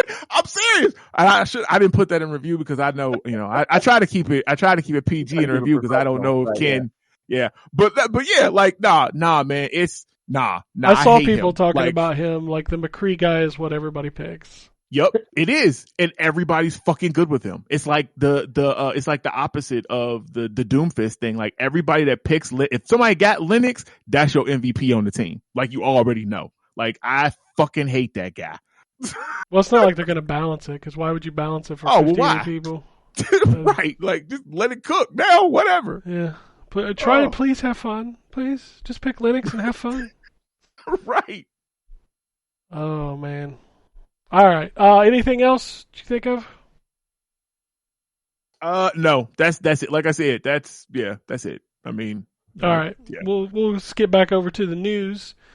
We've got a bunch of games announced with release dates. Moth Qubit, spring 2025 for Switch and PC. Sheer the Wonder, the Mystery Dungeon of Serpent Coil Island DLC plus pack part 1. Jesus Christ. September 5th, Part 2, October 31st in Japan. Fairy Tail 2 launches December 13th, exclusively not on Xbox. Foam Stars going free to play on October 4th on PlayStation. So you can go play that. Nobody's going to go play that. No, probably not. No. That's another one that should have just launched free to play from Jump. At least they put that on PlayStation Plus. Yeah, so I mean, they picked up, because I got it through that, and it it's a poor man's Splatoon. Splatoon is better. But yeah, nobody's gonna play that, unfortunately. Here's a weird one. Taiko no Tatsujin Rhythm Festival is coming to everything but the Switch. Weird. Yeah, a Drum Master game coming back. And those Taiko Drum Master games were pretty fun. I got to be honest with you. Oh no, they were, but you really need the drums. Oh yeah, for sure. What do we got here? Fabledom is coming to everything on September 12th. It's already on PC. Halls of Torment leaves early access on September 24th. Clock Tower Rewind launches digital on PlayStation and Switch in Japan. To the Moon is coming to Xbox Series and PS5. Just a To the Moon series beach episode launches September 20th on PC. Starbound Xbox version is not dead and nearly ready to launch. Technical playtests set for August 28th through September 4th. Oh, nice. I've been waiting on that. Warside is coming to Xbox, PlayStation, Switch, and PC. And the biggest motherfucking announcement this week for me, Croc Legend of the Gobos is getting a remaster launching this year on consoles and PC. I'm bringing out that title screen music for this episode. It's a repeat. Fucking love that game. Them screenshots looked amazing. I don't know if I ever played Croc. There was no differences between versions, right? Differences between versions of what? Like level design. There wasn't like different levels in like the Saturn version, right? No, it was all the same game. Okay. It's Croc's, also PlayStation Demo Disc Classic. Yeah. Argonaut also said they're going to work on bringing some of their other games as well back. So that's exciting. I'd be curious if they're fixing the controls with Croc. Yes, but they'll also have the original controls for those people that are terrible people. That's an instant buy for me, because that's the big problem with that game. Yeah, it's got tank controls, which is kind of rough. Rugrats Adventure in Gameland got a release date September 10th. Limited Run is doing it. Rugrats stuff, huh? Yeah, they're still doing. Man, I was just thinking. I was like, "Damn, Rugrats is still a thing." I didn't even know that. I think this game is it's like an NES style old school game, and I think it's made for people who grew up with it. I kind of got you. Limited Run's going to publish a physical version of the Castlevania Dominus collection. Pre-orders start the 13th of September. Despelate has been delayed to 2025. Y'all ever play Kart Rider Drift? Remember that game? I did. Yeah, I remember that. Shuts down February 2025. Who's surprised? Nobody. That's a free to play. It's a free to play game. Nexion, I think, put that out. I played like 2 matches, and I'm like, this kind of generic. I did too. Final Fantasy Brave Exvius, global version in service on October 30th after 8 years. And Demon School was delayed to Q1 of 2025. Blue Protocol is ending service on January 18th, 2025 in Japan, and the Western version has been canceled. Damn! I wanted to play that. That was that anime MMO. Yep, what Amazon was doing. Rip? Yep. Tales of series is getting more Tales of remasters as part of the 30th anniversary project. So there was a story that came out this week that somebody told, I think it was Paul Tassi of Forbes, that Black Myth Wukong wasn't coming to Xbox because there was a deal. Game Science claims it was a technical issue. And now these rumors keep going back and forth, saying that the rumors of the tech issues on Xbox are, quote, inaccurate. I don't even know what's happening anymore. Yeah, and then there was a report that it wasn't an exclusivity deal, but that PlayStation offered help or resources or something for their development. That was something that came out after the Paul Tassi report. Who fucking knows, man? Like I said on the Discord, it's just 2 people whispering about each other at this point. Yeah, you're right. I don't even know what the hell's going on. Just tell people, because so outside of the screaming fanboys, like people who have both consoles, like if they were waiting on the Xbox version, just like tell them like, hey, it's not coming until next year or something. Right. So they can make a decision just to buy it. it. My kid would love to play the game, and he was talking yesterday about buying it on Steam because he would rather have it on Xbox, but we don't know if or when it's coming. Yeah, if you would just say that, then he could make a choice like, oh, do I want to wait or do I just want to buy it now? Yeah, exactly. Yep. I feel it because that's where I'm at. Because I would prefer to play it on Xbox, but I mean, can I know if it's coming or not? Like, I don't give a fuck if Sony paid for exclusivity because honestly, that's what they do. And at the end of the day, and I think everybody forgets this, and y'all probably just need to binge an excellent Emmy-winning show called House, and you'll learn that everybody lies. Like, who cares? Like, these businesses just want your money at the end of the day. Like, I don't give a fuck. Just put the product where I want it so I can get it, so I can play it. What I don't understand is if they did pay for an exclusivity deal, why didn't they fucking say that? Like, they're never scared to say, we've got, exclusive, like console exclusive. Like they do it for Final Fantasy. They do it for everything else. You know what, though? I think, and again, this is just me, maybe, and y'all can, if I'm off base, but maybe it has something to do with the Microsoft FTC shit. And they was like, listen, we getting a lot of scrutiny. Let's not advertise a lot of our shit until we have to, type thing. Maybe that was why. But you're right. It's weird because, again, they're never shy about, yup, that's us. You can find this exclusively on PlayStation. Like, they're never shy about that. You could say that, but they weren't shy about promoting it for Silent Hill. Oh, well, you're right. Yeah, that was during the same thing. Yeah, it's the same time frame. Is Xbox actually getting a Silent Hill 2 controller? Yes, which is crazy, right? I fucking hate Xbox. Good lord. Yeah, they're getting a controller for a game they're not even getting. Well, you got to think about it. They're trying to get a piece of that. They're trying to get it however they can. So we can't get the game. Okay, but we'll get y'all a little piece of Silent. We know you want Silent Hill. Get this controller. I'm not saying this. Some idiot's gonna buy it. Not me, but somebody gonna buy it. I don't even. I'm so tired of all this like back and forth bullshit. Just say it. Like, who cares? Like you've changed the narrative around that game. From this is a pretty cool action game to why isn't it here? Who's got the exclusive deal? It runs like shit because it's not on my plastic box. Exactly. And that shouldn't even be what the topic is. It should just be how great the game is and it sold 10 million copies and whatever else. And I tell you, a lot of the stuff that you said, because I read some of the stuff. I didn't read the reviews, but like I want to play that. I'm down. It's a good game. I really thought it was going to be the controls on the trigger shit because, I hate that. But no, it's the D-pad, or not D-pad, but like the button fighting and stuff. Yeah, I'm down. You don't lose your shit when you die. Yes. Oh God. Yeah, I'm down. Bring the Xbox. It's a cool game.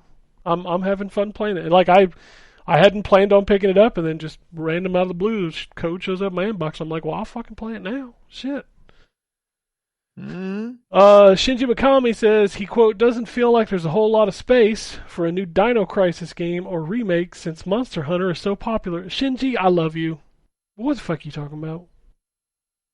Yeah, I didn't understand that comment because I'm like, bro, what? That's like saying like there's no room for Silent Hill because Resident Evil exists. Yeah.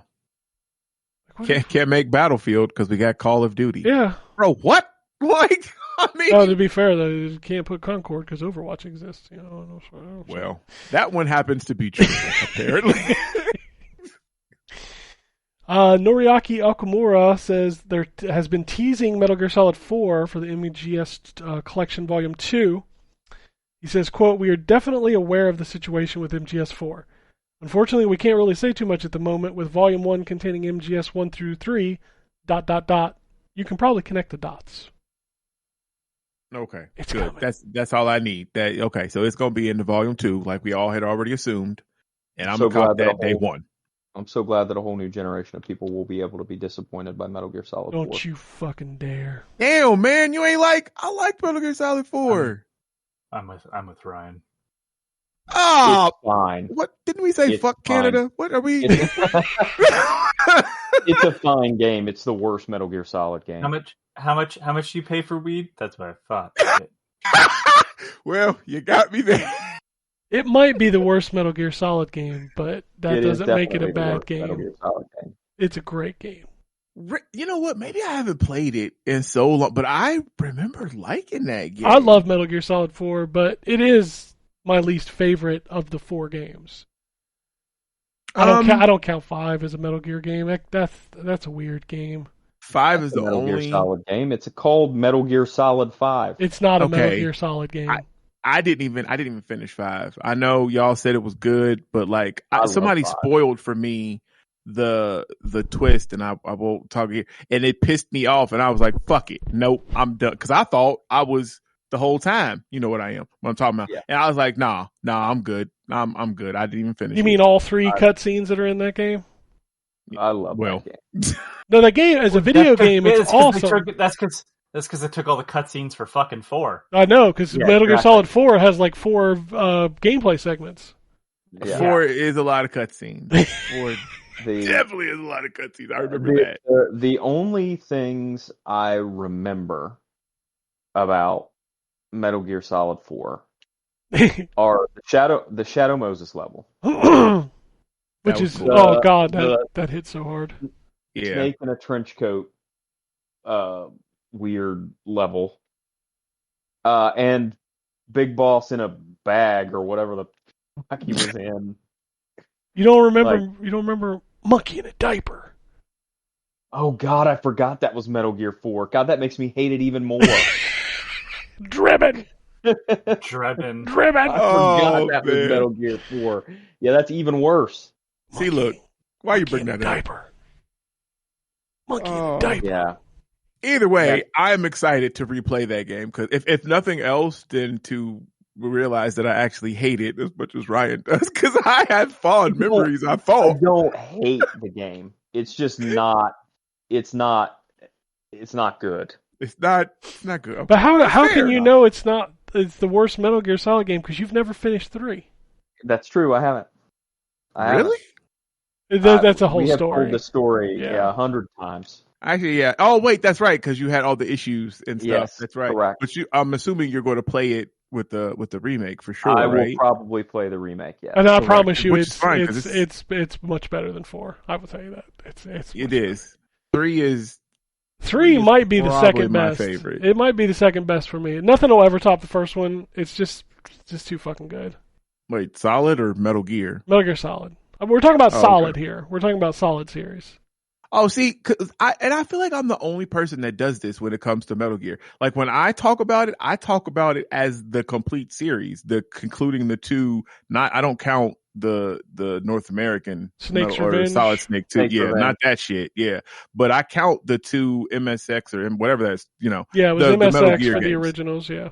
Yeah, I count those in the whole series of stuff. But yeah, that's why I was asking. But I yeah, a lot like of those people don't. games. Well, no, I like those games, but they're kind of their own thing. And Solid kind of was a different series. It to definitely. Yeah, it definitely changed things. Like I still wish that they would go back and remake the original ones. Like that would be dope. Like with new tech and stuff. But you know, Yeah, it's ain't weird. he rumored to be going back to Metal Gear? Or not Kojima? I don't think he is. But Konami is doing something new besides. I mean, the I think they're remake? testing the waters with all these collections and shit, and they're doing the remaster of 3, of 3. So maybe we get Metal Gear Solid 6, but do you really want it without Kojima? Do you want a new game? Like, I'm okay with them doing collections and remasters, but a new game? Nah. No, I don't. Like that's like if they do something, newer, I would like to see a remaster or remake of, like I said, the original ones, or even if they want to redo Solid in Metal Gear 2, whatever. But nah, don't do another one without Kojima. We can. I mean, I'm done with 4 because I'm not even fucking counting 5. So 4 is it for me. But yeah. We had another fanboy crisis this week as Yoshi P told Eurogamer that Final Fantasy XIV had a, quote, pretty good response on Xbox. We want to do more Square Enix games on Xbox, and there will be more of our titles released on Xbox. So I hope players will look forward to future things to come on the platform. And with that, the internet exploded. Yep. They're like, I hope they do release it so the Xbox players don't buy it because they only play games in Game Pass. Jesus Christ. Yeah. That's all we do. Looks at my library of 1,500 games. Yeah, we only play stuff in Game Pass. We don't buy games. Yeah. Anyway, but no, I hope they do that because I want to play 16 is probably going to be the first game, I think, and I think the Pixel remasters may become. I still don't think Final Fantasy VII Remake comes out until it's all done on PlayStation. That's what I'm waiting on because I bought 16 on PlayStation, so I'm not going to rebuy it. I'll finish it there. But yeah, I will get the 7 stuff on Xbox if that comes. Yeah, I don't think that happens until it's all done. Try for the best anyway. Yeah, which will be what, Xbox fucking Series Z? Mm-hmm. Oh yeah. Not Series Z though. Wow. Do you think the final chapter of Final Fantasy VII Remake makes it on the PS5? No. Yeah, me either, which means that remake took 3 console generations. Yep. And you can't even play it on PS4. Oh wow, that's right. I was about to say because they might do what like Nintendo did with what was it, Twilight Princess? That was like on the Wii and the Wii U. Yeah, but here's the funny thing: they did that Twilight for Princess Final Fantasy. was on the Wii and the Wii U. Yeah, that's right. Okay, I couldn't remember which one. And Breath of the Wild was on Wii U and Switch. Oh yeah, that's right. They did it for No, Twilight Princess was on GameCube and Wii. That's right. Oh, okay. Yeah, they did a remaster on Wii U, yes, but we're talking about the crossover of like the same game on Gotcha. Yeah, like when it comes out. So like if they do finally finish this Final Fantasy, is it just one more game? It's one more. You don't even get Integrate on PS4. Yeah, that's the other part. That's what I was just getting ready to say. You can't even finish Final Fantasy VII Part 1 on PS4 because the Yuffie DLC is only on PS5. Oh, I thought that was on both. It is only on PlayStation 5. So people who bought Final Fantasy VII on PlayStation 4 cannot finish that story for the first one. That would be me. Yep. I'm sorry, man. That's fucked up. Damn. They didn't give a fuck. Like they were just like, no, it's buy a new console if you want to play this. And the sales number showed it. Like it did well, but it did like a fraction of what Remake did. Huh. So I could have sworn that they were making it so that that's messed up. Nope. And Rebirth is PS5 only. So the RGG Summit set for September 20th, and Gamescom 2025 is set for August 20th through the 24th in 2025. Deadlock now has a Steam page that is up. It surpassed 100,000 concurrent players. It's in early development with lots of temporary art and experimental gameplay. Access is currently limited to friend invite via our playtesters. Yeah, that game looks cool. In my youth, I probably would have been all about it. But now, no, I'm good. Valve making a new game. It's crazy. Yeah. And people are jazzed too. Like, hey, pumped. I don't even know what it is. Like, well, it's not your type of game. I just tell you that right now. It's a MOBA, is what it is. Yeah, like I don't even know what it is. So yeah, it's a third-person shooter that has lanes. I think it's like 3 lanes. And then it has like the typical like MOBA stuff. So you have to level up, the minions, and you have to protect your minions to get into the towers and stuff like that. I don't think they're towers in that. There's something else, but yeah, like the concept is dope. And I saw somebody like streaming it. It looks good, but I'm sure it's mouse and keyboard for one. And no, those kids was going hard. Like I was like, nah, God bless y'all. Yeah, I kept getting emails about another MOBA that came out, like basically begging me to play it. It's a free to play one called like Predecessor or something. Oh yeah, I played that. That was the one that was Epic made one, Paragon, that like failed, and then they sold the assets or whatever, and then Predecessor is the rebirth. So who are they gonna sell it to next when this one fails? You're right, exactly. So yeah. God, I don't understand the chase for these games. I just I respect the hustle, but I don't understand it. Same. Same. Annapurna and Remedy have reached a strategic agreement where Annapurna will finance 50% of Control 2. They also got rights to bring Control and Alan Wake into film, TV, and selected audio visuals. That's cool. Okay. Like, do we really need an Alan Wake TV show? No, but maybe not necessarily. I mean, it's kind of like the Star Wars thing. There's stories that they could tell within that universe, but I guess no, that's kind of weird because all that kind of stuff is centered around them. Nah, we don't need that. We don't need it. I recall a game that was going to be based around a television show made by Remedy. Quantum Break? Correct. Quantum Break was good. I love and Remedy's I like the episodes of that too. I love Remedy's games. I think they're great. How do they, like, it's the Kevin Costner line, right? Like, how do they keep getting more money? Because Alan Wake 2 still hasn't broke even. Yeah, yeah. Like, how do they keep getting more money? Because everybody remembers Crossfire is one of the most important multiplayer games. Hey, Phil, shut up. Did he say that? Yes, he did. Damn, I did not know that. Yeah, that like when they showed Crossfire at that Xbox conference, and he's like, "This is one of the biggest." I was like, "Motherfucker, I ain't never heard of this game." Nah, that game was booty cheeks. Yeah, and because apparently, I guess that's just what we're doing now. It has an episode on that Blur Studios thing. Like, it's cool that everybody in Korea loves this game. Nobody in America gave a shit. Right, we not at all. And then they released the RTS game, because I reviewed that. That game was also booty cheeks. Like, bro, stop trying to make this a universe. It's not working. What? I don't get it, man. I don't understand. Like, there are too many video games for you to be chasing shit that this is not working. Like, goodness. The next Witcher game, Polaris, is nearing ending pre-production and will enter full production soon. The next Cyberpunk game is making good progress. Cool. That means nothing. Thank you. I was just about to say, like, that tells us dick, dude. Like, what? Yeah. We've moved from thinking about it to thinking about doing it. That Geralt's in it too, but not the main character. Yeah, I think we reported that a couple weeks ago. Okay.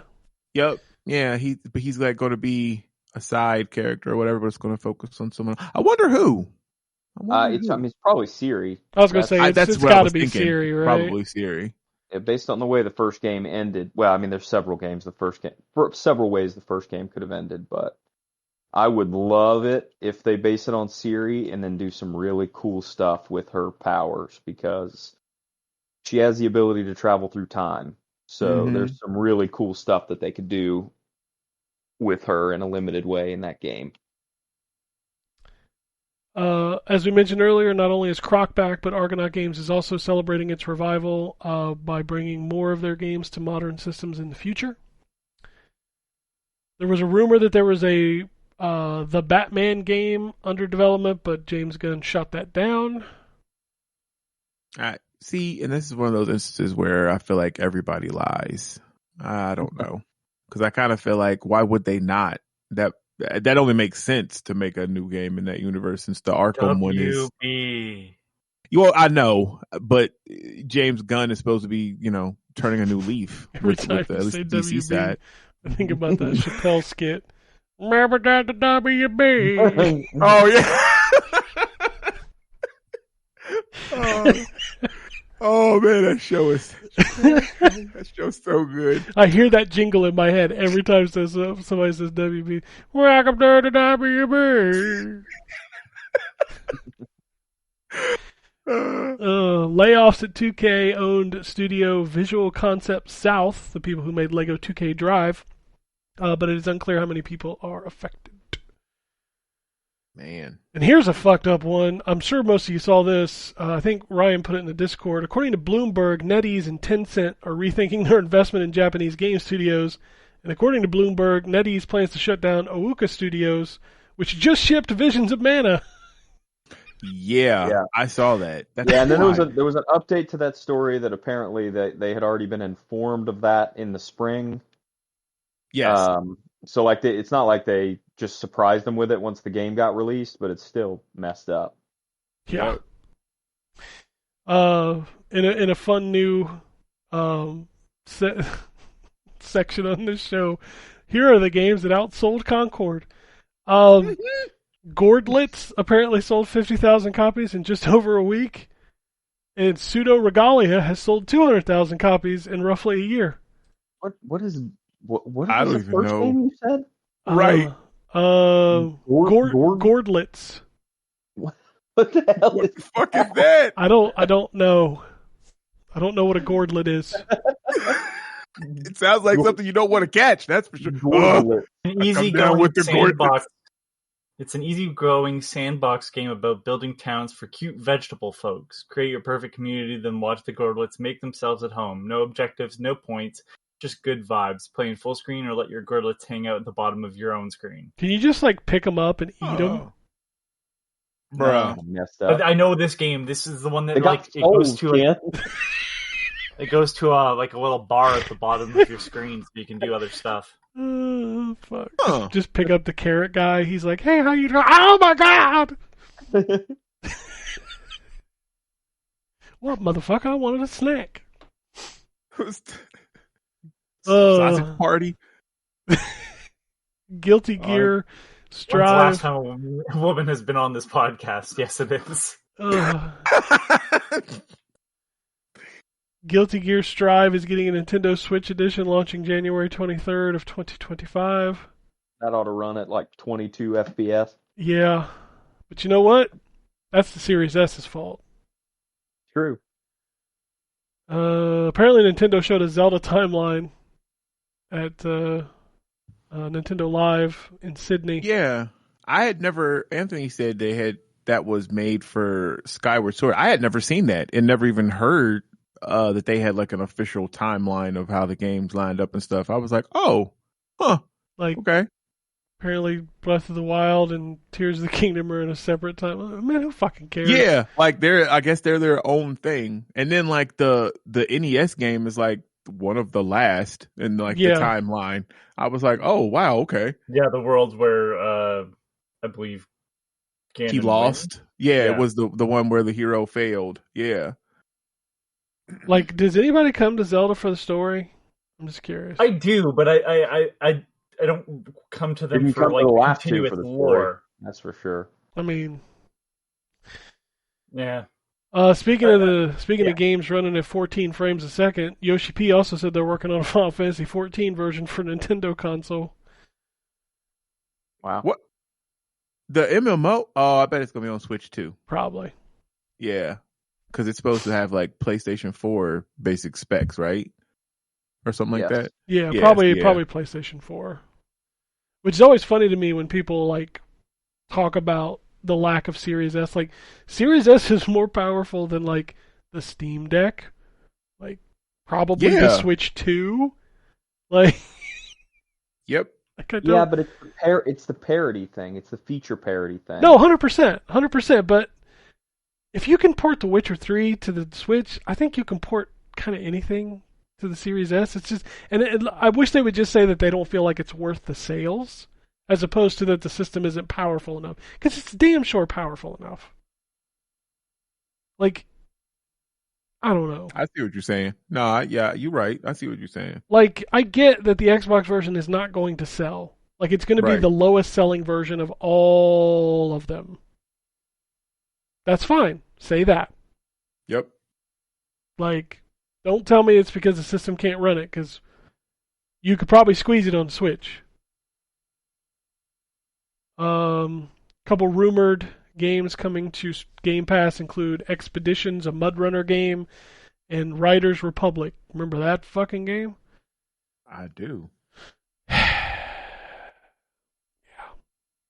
That game could have been cool, but it wasn't. Hideaki Itsuno has left Capcom. One of the last old guard people from Capcom are now gone. Yeah. It's a shame, too, because Dragon's Dogma was awesome. Yeah. is anybody big left at Capcom? Like the RE guys, I think. Not the originals, but the newer ones are still there. But yeah. Baldur's Gate 3 is launching patch 7, which features mod support, new cinematics, and more. I'm just seeing if there's anything else on here. I don't think there is. I think that might be it. Yep, that's all the news.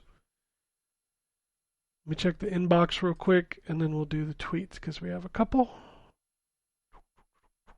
No emails? Cool. So we'll go to the tweets. First one comes from Shogun. He says, lifelong Battlefield player here. Black Ops 6 feels good. Reminds me of Battlefield 5 with the movement. It's hilarious to watch people try to max pain their way around corners. When they miss, you get a free kill. Yippee-ki-yay. I'm sure the sweats will break it.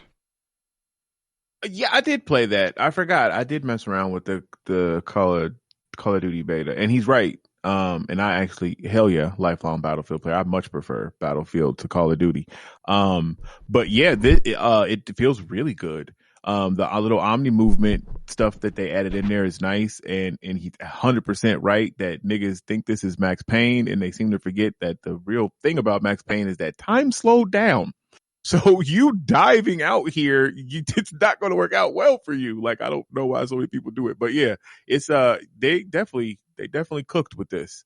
So it's weird. Like, I was hearing somebody describe it, because I didn't play it, because I don't give two shits about Call of Duty multiplayer. Right. But like, it really is a huge game changer that, like, when you run now, like, you run in any direction, which in your brain you're like, isn't that the way it always? No, it hasn't. Nope. Yep. Like, you run straight. Yeah. You've always run straight. But now, like, you can run left, right, back, cat a corner, yeah.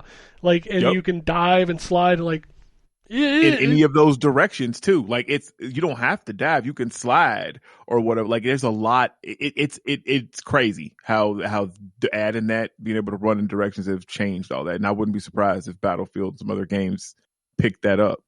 I saw people freaking out because I guess the PS5 version runs worse than the Series X version. I was like, oh fuck, here we go. Ooh, here we go. Here we go. You do realize they're an in-house Microsoft studio now, so what do you think they developed for first? Just saying. It's definitely going to be ported to y'all's. He just left. He's like walking away. Oh, Shogun also says, speaking of Sony, and he uses this in quotes, insiders say the PS5 Pro is digital only and might be expensive. I just hope they have a decent showcase, because Astrobot can't carry the load by itself. I mean, if your PS5 Pro showcase game is Astrobot, huh? Yeah. Like, no. We talked about the PS5 Pro earlier, but if that thing launches at $600 without a disk drive, nah. Like, who wants to do that? $700 with a disk drive? Yeah, I don't understand who it's being made for. I'll tell you who it's being made for. It's being made for PSX user 0472, the Ghost of Tsushima, on Twitter. You're absolutely right. I'm interacting with that guy. Kratos Simp 27 on Twitter. That's who it's being made for. So they can, like, post a picture of them with the box and be like, look at my Black Myth Wukong running at 5 extra frames a second, bitches. Yep. If a man ever says, look at my Black Myth Wukong, run away. Hey, look at my Black Myth Wukong. Look at this. I'd rather not, sir. I feel like you're violating me. Right. Oh, goodness gracious. I am very interested how Sony's going to try to market a $600-700 console. Like, people laughed at the Xbox Series X Galaxy Edition because it has an extra terabyte of space and it's $600. Like, you should laugh at that. Yeah. Like, who's spending $600 on a console in like one of the worst inflation times when the motherfucker be 4 years old? Yep. These fucking consoles are 4 years old. We should not still be paying $500 for them. Let alone 600, 700. Shit. Yep. I don't understand. Hell no. I'm good. Dude, ain't no other technology doing this bullshit. Like, you look at the TV market, for example. TVs come out, and within 6 months, they've been dropped like 30, 40%. Yeah. Like, you can't tell me that they can't drop the price of these consoles yet. And I hear all the arguments out there like, well, this is, well, fuck this. You done hit your ceiling of people who are willing to pay $500 for these machines. Like, if you want them to move more numbers, go ahead. Now they'll try and sell them a $600 one. Yeah, or raise the price on the $500 one. And what? And I'm sorry. I know this. I'm not trying to make this a 3 hour long show, and it's my bad because I was late. But like, what is it going to do? Like, how more realistic can we? That's what I was about to say. Like, is it going to suck my dick? Because how much more realistic can this fucking game? Can this game console get? Like, what is it going to do? You know what it's going to do? I would not expect it to do that. I'll tell you exactly what it's. I'll temper my expectations a little bit. I'll tell you exactly what it's going to do. All right. It's going to run Xbox games better than Xbox does. Jesus Christ. That is what it's going to do. Yeah, you're right. It's going to happen. Oh, man. Indiana Jones is going to be running at 120 frames a second on the PS5 Pro. And over here on the Series X, we at 30. No, it's 60. Bruh. It's 60. Oh, is it? Did they confirm? Yeah, okay, it's cool. machine games. We'll be fine. Good. Anyway, last tweet comes from Jeremy. Says, "Hey guys, I started a new job last week, and hopefully we'll be making a little more money than I was doing when I was doing DoorDash. Speaking of new jobs, how many video game controllers do you have? 10, 20, more? I think I have 10 between PS5 and Switch. That's how you segue, right?"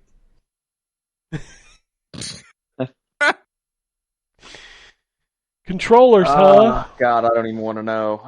I don't actually have that many for my current gens, I guess. I've got, I think, probably 4 total for the Switch, 1 PS5 and 1 Xbox. And then my son has 4 for the Xbox, but the 3 of them are controllers he got for the series or the Xbox One.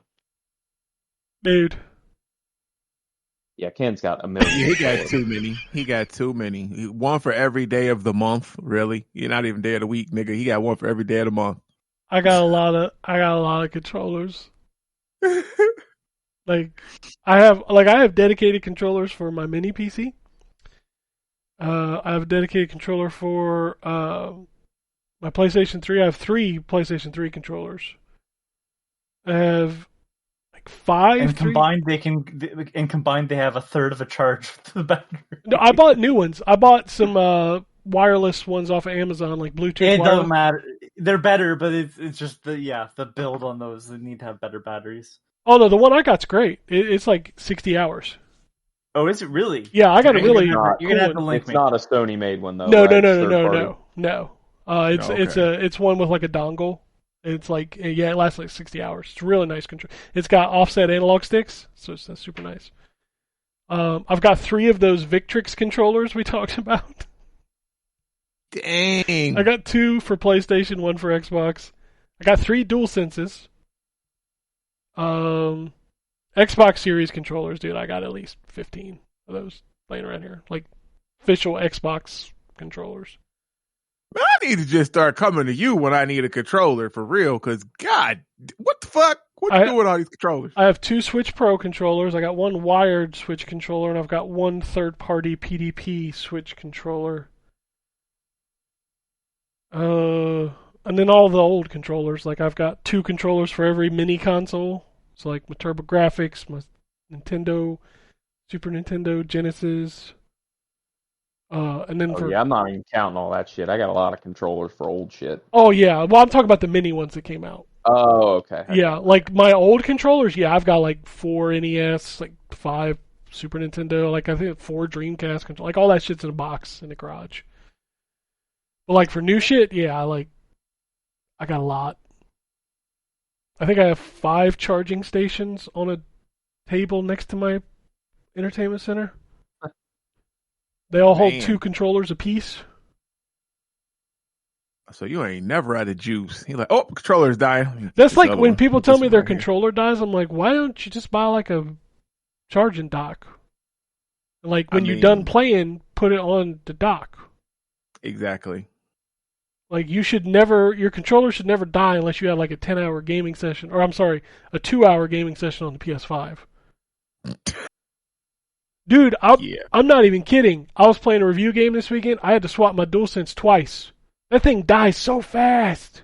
I know. I believe you. Because when I was playing, what was it, Spider-Man 2, when I was going through that, and I was really getting into it, and I'm trying to really, go hard. Like, fucking, I swear to God, I played for like 2 hours. Like, dude, your controller needs charge. What? Yeah. I had to switch my controller. I played a game for 5 hours on Saturday, or on Friday, and I had to switch my DualSense. Yeah, those batteries suck.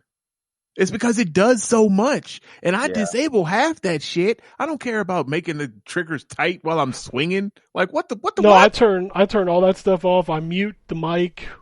Yep. I turn off the speaker. So many people don't do that. God, Jesus. Yeah, you just hear them like in the background, like people yelling and shit. Like motherfucker, there's a mute button right there. Right, it's just right there. Just hit it. It glows orange when you press it. Like, please press it. I don't want to hear your farts. Hear you beating your kids. Like, I've heard so much stuff. Your kids like, come in like, Daddy, can I shut the fuck up? I'm in Call of Duty. Yep, shit like that. You're like, damn. Okay, well. Damn, you a mean son of a bitch, man. See, I couldn't play Overwatch on the PS5 because if I accidentally left it unmuted, people would not what I have to say to the other team. Oh, I'm sure. Or even to my teammates. Same way when I play Helldivers. Yeah, like to my team in Overwatch, like I get in trouble. Like I get so in Overwatch, if you spam like voice lines, like it mutes you for a couple of seconds. I get muted every game because my team does dumb shit, and I just do the voice line thanks over and over again. Nice. Nice. I know Terrence knows this because it happened when we played. I have voice lines that like show my disappointment with my teammates. He does. He absolutely does. I always thought that was funny. I have a Moira voice line. I have 2. And when somebody does something stupid, I just play it and she goes, unbelievable. And like I just spam that. And then I got another one when I'm really mad for Moira that says, aren't you just pathetic? And I use those all the time. And then I'll see in the chat pop up, you have been muted for 3 seconds because you've been saying too much. Guys do it a lot. I get mad, man. I can't stand how stupid people are. I was like, ain't no wonder I can't climb in this fucking game because you standing out in the middle taking shots and then you're like, why aren't you healing me? It's like, motherfucker, I am. They doing damage faster than I'm healing you.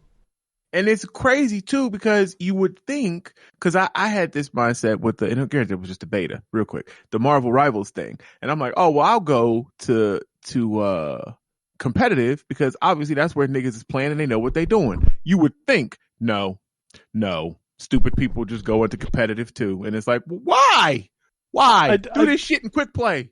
The one thing I don't understand about playing Overwatch is like those maps are designed where there is cover almost everywhere.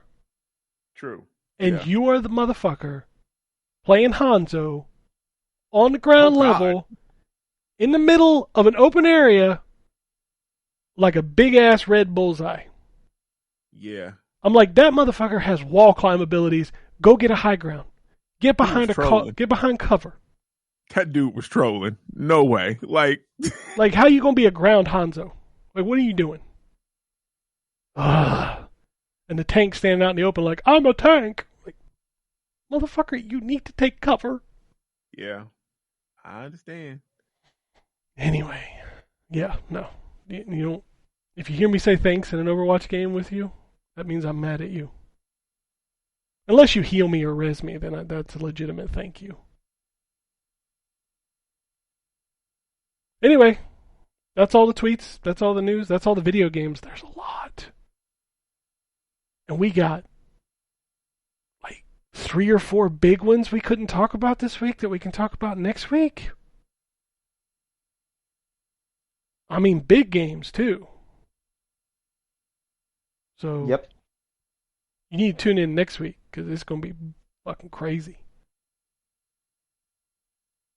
But if you want to send us emails, podcasts at ZTGD.com. If you want to see us on Twitter, you can tweet at us, ZTGD Radio.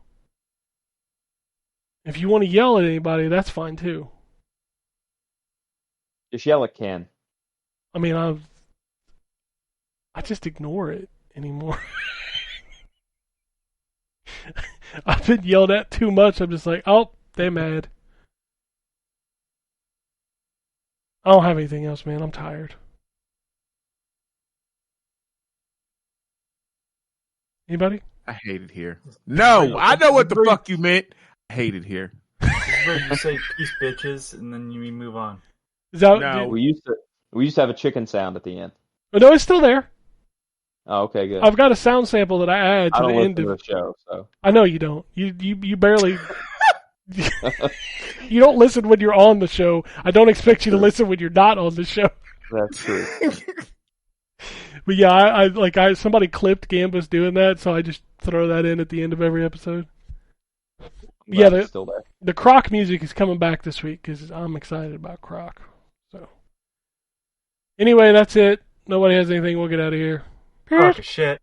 Did you motherfucker? Peace, bitches. Peace, bitches! Woo! Alrighty. And it goes something like this.